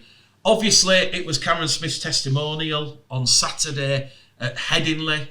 7,000 fans there. Great occasion for Cameron. He got over for a try, and with both Connor and Croft off the field, they let him take a couple of conversions late on. So certainly a thoroughly deserved run out for Cameron, someone who's given 10 plus years service to the Leeds club. Craig, Leeds Rhinos announced over the course of the weekend that 2026 will be Cameron Smith's last season in a Leeds shirt. Bit of a full 80 minutes inside the deal now. Tell us about the mechanisms of why this has happened, and quite a few Leeds fans speculating, has it happened because he got stripped of the captaincy, and there's all sorts bubbling under this. Clearly, when you give 10 plus years as a player in the blue and gold, the blue and amber of Leeds, there's going to be a lot of emotion around this decision for Cameron to leave for pastures new. I'll try and make this as brief as we can, because obviously I think the lads have just said they haven't announced where Cameron will be going. From a Leeds point of view, I felt, I'm going to put this in, I'm not being put Cameron here, I spoke to Cameron a bit ago, spoke to the club, and I felt that it was time for both parties. Anybody who understands a salary cap sport means that there's always somebody coming up who needs more money. That then restricts the person who's in that money to get more money. There's not enough money to go about. So they will say, Leeds have got the best youth coming up. They've got 2 or 3 players who we know wants to play loose and forwards. I think Cameron understands that better than anybody. I think he's the most honest kid. Well, probably in my top 3 honest lads I've got on my books. He just understands it. He gets it. And I think he would never want to sit and, I'm not saying sell himself short, but he would never want to become that person, what they're saying, off the bench and not the captain. He's drove himself from being 16. And he's took some stick at Leeds, let me just say this. He's been in a period at Leeds where they've won Jack. Him and Mick took all the shit, I think, for a lot of years. A lot of pressure on them young superstars to become this, and he's not as good as bollocks. They've done brilliant. They went to Bradford, on loan. They took stick there, they came back. And they have had a real tough run. And how unlucky it is that you're in a period at a club where they don't win out. Well, they've won a Challenge Cup. Challenge Cup, apologies, but they've been it's the least successful era since maybe the 70s, 80s. Yeah. So they would have took a lot of personal things. I think Cameron's been you've never one bit of controversy in 10 years about Cam Smith. Nothing. At a top club. That in itself is absolutely amazing. Not one. I've never seen a coach say a bad word about him. I think the way Brad plays, he wants more of a forward in that position. My opinion, again, that's my opinion. I think he wants a forward base. Wants the Aussie coaches like a runner. They don't want somebody playing lateral. I think Cameron can do both, but I think you're always asking him to run first and not pass first. That probably closes his game up a bit. So we understood the cap, Mick. I understood. I went to see Cameron, sat and had a couple of hours with him, known it since he was 16-year-old, know his family very well. And I said, look, I think this is the time. I think your testimonials, you've deserved every minute of this. He deserves a standing ovation of the Leeds fans. And I think he could have been a right twat. He could have sat in there and made this the most difficult decision of Leeds. And we could have put it on Leeds and said, listen, that's the number, yes or no. And we could have made it difficult. I don't think we did. I think we made it easy for Leeds to say, thank you. You've been amazing, but we do have to make these upgrades. If they were being honest, I don't know if Leeds had come out and said that, whether they would. Politically, they do a lot of things on podcasts, but don't seem to say things like that. Yeah, I think they could say it. And it'll probably happen in the next 5 years, it'll happen 50 times, unless you've got no good young ones. Unless you've got no good youth coming up, you have to improve them young players. They've got about 15 players to improve. This is going to be happening. When you see McDonald going, Harry, don't think that's all a reason. They need their cap space to get these youngs that money. You're probably going to see more, and that's on my life, because Leeds have done such a job coming up, they're going to have to do that. The ones who stay at Leeds, I'm not saying Ash signed a no deal. I think Jared O'Connor signed one this morning. They've announced it. Yeah, Jared O'Connor. That's maybe different. I don't know what money they're on. I don't know what the thing. But I think Cameron's been unbelievable value for money. But I think somebody wrote, and I think they probably nailed it. Somebody said, would you say Cam Smith would go down as one of the greats at Leeds? Probably not, because they didn't win anything apart from a Challenge Cup. They got to the grand final. But when I met that 16-year-old kid, all he wanted to do was play for Leeds. And he achieved it for 10 years. For me, my heart. So that's it. I achieved what his mum. And I think for Cameron, again, this is just personally talking, it's going to be the best move ever. I think to free him up and let him play. You'll see him. If Cameron don't play for England in the next 2 years, I'd be shocked. Wow. I think he'll challenge for that. I think he just needed freeing up. That's me being out of the Leeds bubble. I think when you get somebody who says to him, there's the ball, go and play. God, you're going to see something different. You're going to see, and the way the modern day rookies, it'll suit Cameron because they'll be getting out quick. If you're an half-back playing with Cam Smith, you're in a dream world. Gailey always said one of the best things I've ever done was playing with Cameron Smith. He can hit you from 25 yards either side. So you literally can be anywhere. He's going to hit you off his wrist. There's nobody else in game can do that. Sean O'Loughlin was last time who probably couldn't get anywhere near. You know what I'm saying? So, right time for me personally. Leeds should give him every bit of love, and the fans should. He's never not give 100%. He's always played it. He has played injured. You won't believe how many times Cameron's been injured and played for the club. He was supposed to be at 16. Cameron was supposed to be the most revered. He was the captain of England for the next 10 years. He was that level. Brisbane Broncos. Everybody were after Cameron. He was that far above everybody. And I think if he'd have come into it with Maguire, Kevin and Rob and JP, this would be another story. I think we'd be talking another story. I think you'd be going, wow, he's won 8 grand finals. He's done this and that. They've been on a changing era. So, brilliant. And some fans just get arm around him, give him a cuddle, and he should give fans a cuddle. There should be no shit. Leeds have been great with it. Cameron's been professional with it. The new club wanted him. They've wanted him for 18 months. That's it. Simple as. And I was just going to say, Craig, he's only 27, so you could argue his best rugby league is ahead of him, which probably makes this a real tough decision for Cameron and it's a football decision as well. Yeah. When you're playing a certain way, you've got somebody else who'll say, listen, if you come here, you can play this way. You're freeing him up. You're freeing a kid up who could do some serious damage in the next 5 years.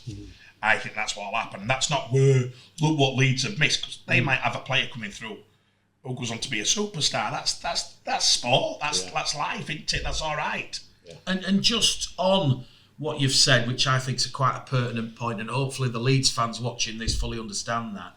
You look at your Presley Cassells, you look at your George Browns. When you're talking about freeing up money, we are specifically talking about those types of players, Craig, who are coming on the block. There's 6 or 7, there's more. There's probably 8 or 9. So 10, how do Leeds fit all these? They have to get rid of the people who then come in for the payday, as in not the payday, but they say, hey, I'm at this level, I want that. They'll say, sorry.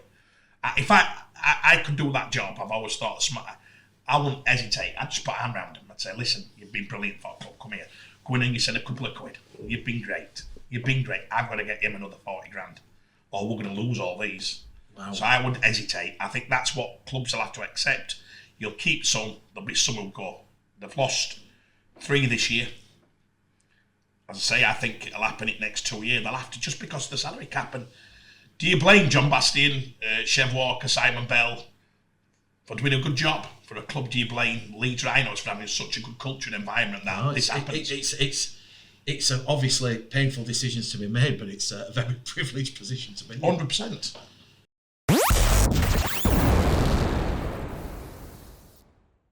Well, welcome back to the full 80 minutes on Show Me the Money Rugby League TV. Unfortunately, the king, Mr. Craig Show Me the Money Harrison, has had to depart because he's meeting a player at Ferrybridge Services to do a new contract extension. Can't say too much about who the player is or which club, but certainly the location of Ferrybridge Services might give you a little bit of a clue. But we're going to finish the show. What was that? It doesn't actually. No, it doesn't, does it? It could be any club. There's lots of clubs around. But no, we are. I mean, he's not.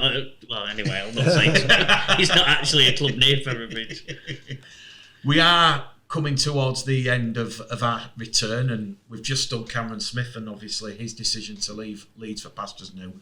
We'll start with you, Jimmy Mack. You've done a plethora of League One and Championship deals in the past. I think this one was your 10th Championship to Super League move. It was a big one, certainly caused a big stir in West Yorkshire.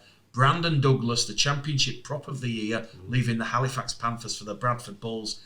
Take us inside the deal, please.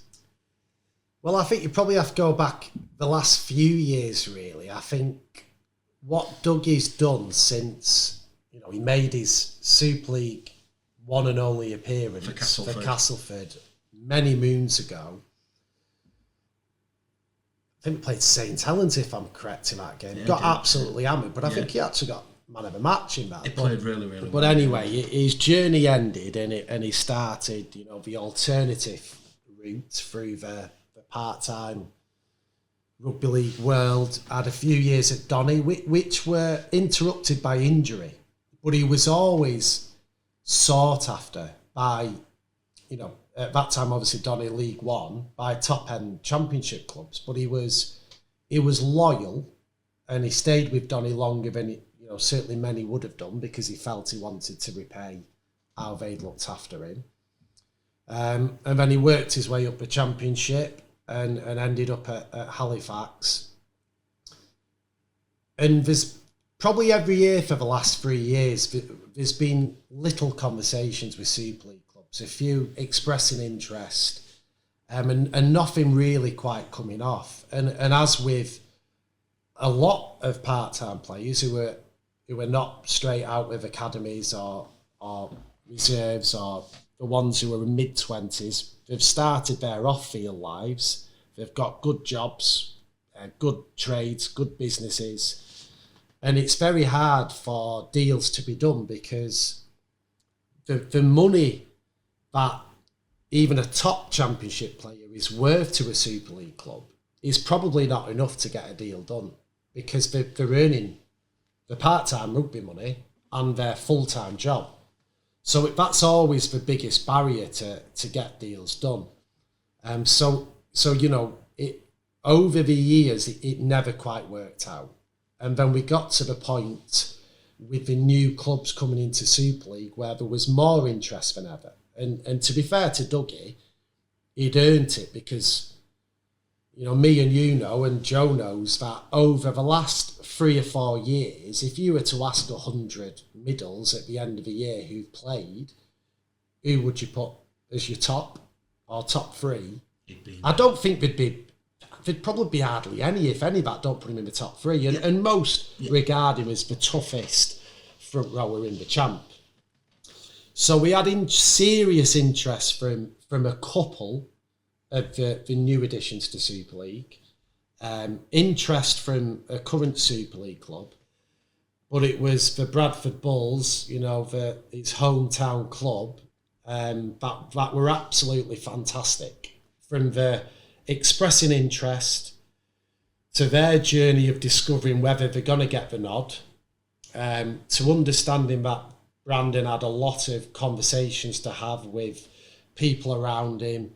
Can he make it work with his off-field commitments? Because he's got a very successful windows and door fitting company. And Bradford were really patient. Gave Dougie the time he needed so it wasn't rushed. And we managed to do a deal which gives him that opportunity to give it a go. And it's so hard to predict how these top-end championship players might, you know, transition to, you know, into the Super League environment, because it's a different game. Do we know if he'll be tough enough? 100%. Do we know if he'll whack players? 100%, because we've seen him do it in the Cup against Super League middles. But there's a lot more to it than that. Even getting used to full-time training, the timings, everything that's involved. And I think ultimately it came down for Dougie. It was now or never, I believed, and we've been so close for, you know, before.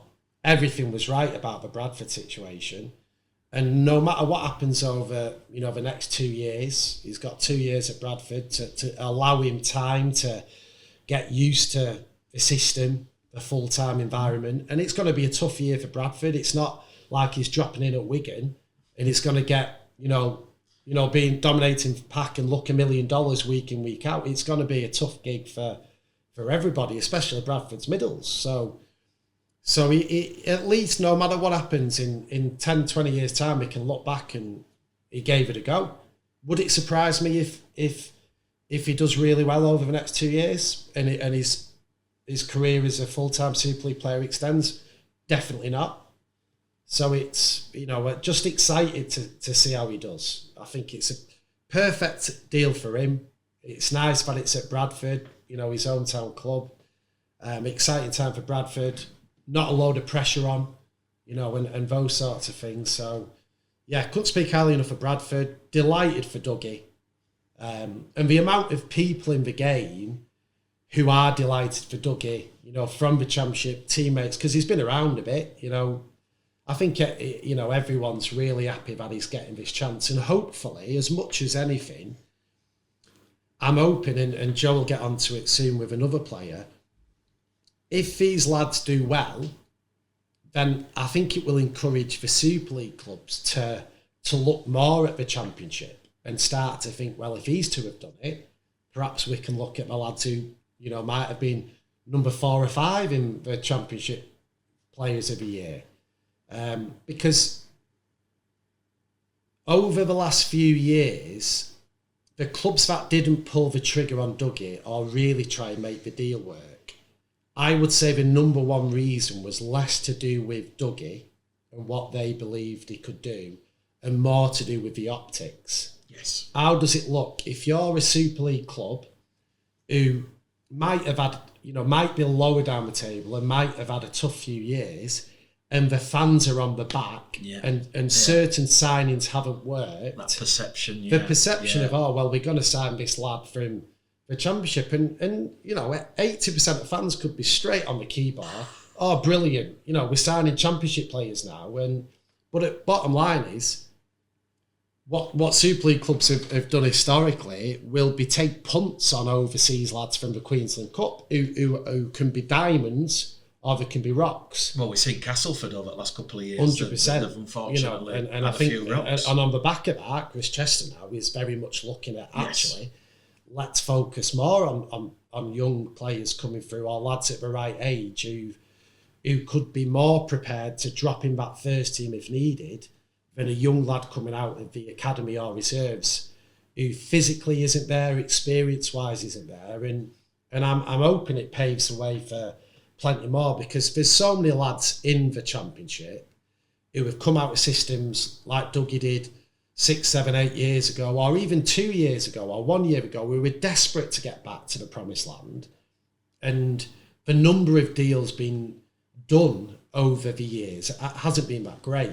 So it would be really nice for everybody to have that realistic aim that if I deliver at this level, especially now in the merged league, I can potentially get an opportunity at the top table again. So fingers crossed it goes well, and really excited for. I'm probably more excited for next season. It's very hard to do one pre-season full time and be ready to be physically a full-time player. It takes sometimes a number of pre-seasons and being in that environment before you're going to be able to give yourself the best chance. So I hope to see Dougie grow week in, week out, and I think next year, stays injury-free, Bradford kick on again, strengthen their squad, become more competitive in more games, and then I think we'll get a real good idea of if he's going to be a full-time player for the rest of his days. There we go. That was Brandon Douglas from Halifax Panthers to the Bradford Bulls. Another Championship to Super League move. Joe, we've heard Jimmy talk about Castleford Tigers. They've had more rocks than diamonds in recent seasons. Chris Chester's in there now. Did you deal with Chris Chester on this one? Because this is Jimmy Beckett, who, similar to Brandon Douglas, York, Huddersfield, a number of clubs. Bradford had I don't think Bradford had a bit of interest in Jimmy Beckett, did they? But there was certainly a number of Super League clubs who were interested. Tell us about Jimmy Beckett and the deal, and why you believe Castleford, they've finally found a diamond and not a rock. I'll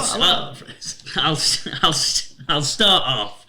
The one thing I'll disagree a bit with Jimmy is, to be fair to my dad, is that he has been, as an agent, the number one purveyor of Championship players going to Super League. I know he's helped out with me, Kieran Hudson, we've done AJ Towles, we've done Lewis Roberts. We as an agency are the number ones at putting Championship players into Super League clubs, and really believing that the Championship, Mick, as you know and as Jimmy knows, is a purveyor of good talent. And if they can do it in Championship, a lot of the times they can do it in Super League. So we know, I think I'll give my dad credit. He's, as I come in over the last 5-6 years, he's pushed that on me from the start. So it's always been something we keep an eye on, where I think others might not and just go top level.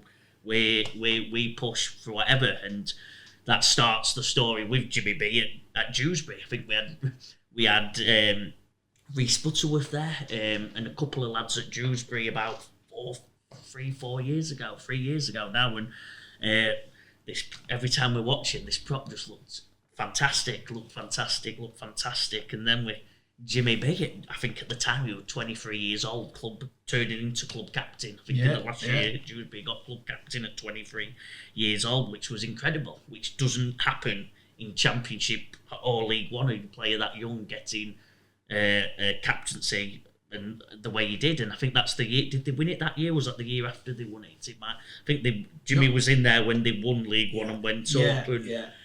And, so he was always one we've had. We took him on, and then we've got him to then go to. He's a local Featherstone lad. He played at Featherstone. He's had a year and a half fantastic. When James Ford were there, Fordy worked hard at getting a deal done, because I really believed in him. We got it done at Fordy. Fordy bought in, and he's been fantastic for Fev ever since. The Fev fans loved him. And to be honest with you, Mick, the probably side story here is if Fev are still alive, he's probably still a Fev player. He absolutely loves Featherstone. He's a diehard Fev fan. Well, I don't know if he's a diehard Fev fan, but he's a diehard local of Featherstone and the community. And he's just a brilliant Yorkshire lad. Don't ask him to drive further than the M62 because he'll have an heart attack. But other than that, he's exactly what you want in a good-hearted Yorkshire lad. And I think that's why Cass fit perfectly. Chesy's, as we know it, Lee. I mentioned, is it Lewis Brogan? Yeah, Louis Brogan, AJ Towns, Bad Rock. Chesy's been a purveyor, as like us, in Championship talent. He's brought that to Cass now, and he actually come in for Jimmy a bit ago, but Jimmy happy at Fev. He's on a nice deal. Yeah. Fev were happy. Jimmy, it wasn't a thing. Jimmy's got he had a nice job. I think just before he just got a promotion or something where he's might have moved or something. Fev have collapsed, and that opened the door back up again, and Chesy's not missed the opportunity, got straight in. Like you said, a few other clubs have been interested, and Jimmy said no, he's happy at Fev, and obviously it's so sad what's happened. We never really got into that. We kept it positive. I think that was my fault starting saying I'm sure but there'll be a time and a place in a future show to hopefully share some positive news on the rebirth of Featherstone. But yeah, incredibly sad what's happened. So Ches didn't blink, got straight in, offered a good deal that works for Cass and Jimmy. We got it done, and I'd say I've missed the play out because I think it's a very similar story to Dougie, where everyone's been saying there's a young prop here doing amazing things. It was playing 75 minutes on average for Featherstone, just doing all the tough work, and now hopefully he's going to be rewarded with a good season at Cass, and they're saying he's ripping up training. I'd be excited about. As Cass fans, you're not going to get the glitter, but you're going to get one of the most hard-working players you've seen in the last 5 or 6 years with Jimmy. He's the real deal. He looks after his diet. I didn't know how much he looks after his diet and stuff. I asked him a few questions. He went, "How are you going to do with going full time, Jim?" Because it's a big. He went, "To be honest, it's been all right. I've always kept good."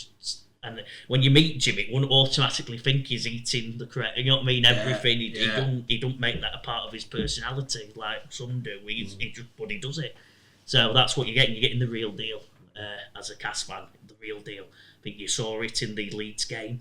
Obviously against a lot of younger players, but he stood out, and I think he'll carry on standing out in his little bits this year. Just on what Jimmy said about Brandon Douglas, it might not be 26, it might be 27 after he's acclimatised and he's had a full 12 months in that full-time training environment. Do you see that similar to Jimmy Beckett? At first, but they're all saying how well he's doing, so now I think he'll play a lot of games this year for Cass. Wow. I think he's really stood out in training. I'm having Chesy, Kari's giving him brilliant reviews.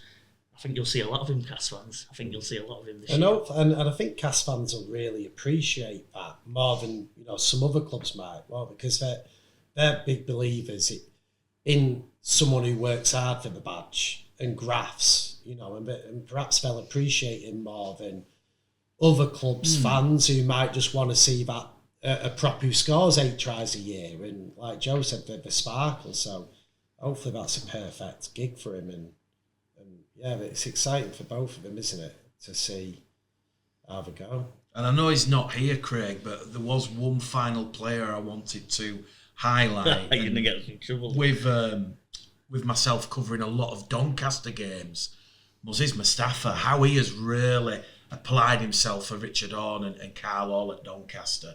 Wow. Really? If he I did say this to Carl Hall after the Halifax game. If Mustafa continues how he started the season, I can see a lot more eyeballs looking back down. Muzzy's had the hardest time out of most props I know, because he's not naturally that big imposing visual prop that we're used to. Yeah. He's probably been harshly done all his years. I think we laugh when he had a couple of Leeds games. He was known for he had one mistake in him a game, didn't he? But yes. The rest of that, you take out that one mistake, he was fantastic. Then when he went on loan to KR, they were raving about him. I think they might have even put in a note. It just didn't. I can't remember why it didn't work. I don't know, but he did fantastic at KR. That he was a big part of them.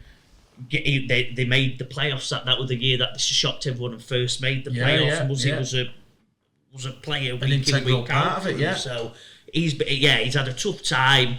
Obviously, then went to Cass, and Cass had gone through a massive transformation, especially this year. I think the starting 13's different apart from one player, 2 players from the year before. So they've been a transition year, bad timing from us. But yeah, I think he'll carry on. Lewis Johnson's in that bracket. He looks fantastic for Donny. He will stand out. His line running were like I've not seen him do in a couple of years. So Lou's coming. There's loads, isn't there, Mick? To be fair, I think we should do a show on it. I think that should be the one where we keep pushing as a purveyor of champ loving. I know we push for time at the back end of this show, but definitely in the coming weeks we will do a special championship talent show where we have a look at some of the the potential crown jewels that Super League clubs should be looking at and unearthing. And I think that the Muzzy situation is what he's dropped into at Donny, who are probably, in my opinion, the second best squad in that division. They've invested heavily, and there's pressure to deliver this year for Donny, probably for the first time in a very, very long time. And Muzzy's in that pack with some real big boys, which allows him to play the role that he does better than anybody, which is that high energy, fast leg speed. And there's a player at Donny who I speak to a lot, and in pre-season, we were both saying this could be a championship player of the year if Donny stay fit and their big boys stay fit and Muzzy can do that role.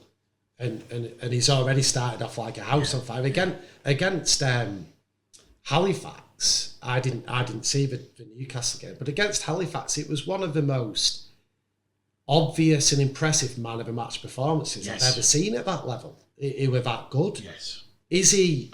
If I'm being really honest, is he going to be that player who isn't quite big enough for Super League? Physically big enough, despite all the things he has to his game, but then he's almost too good for Championship or an absolute standout at Championship level. Hopefully that's not true. Hopefully he has an amazing year this year and he gets another opportunity. Hopefully with Doncaster. Well, potentially with Donny, but I know Carlo's not saying this year or next, but certainly 28 onwards. Doncaster. And at his age, his position, we talk about Beckett and Dougie potentially having the best years ahead of him, 100% best years ahead of him. Yeah. And he could learn his trade more, and hopefully we do see him back at the top table. And if he keeps going, like Joe says, that people are going to have to look at him. He could stand out every single week this year if he stays injury free with the season. I think we all anticipate Donny to have. Certainly going to be interesting. Well, thank you very much for joining us. It has been the eagerly awaited return of the full 80 minutes on Show Me the Money Rugby League TV. We are past 3,000 subscribers, so if you are watching for the first time, hit that subscribe button, like and share it. That would be greatly appreciated. We will be back in a week or so with our eagerly anticipated Super League preview. And Jimmy, a lot of people are saying, "Where's the Championship one?" No. We need to get that one out. Yeah, we need to get that one out. We need to get that one out. But yes, we will see you next time. Keep it positive, Rugby League.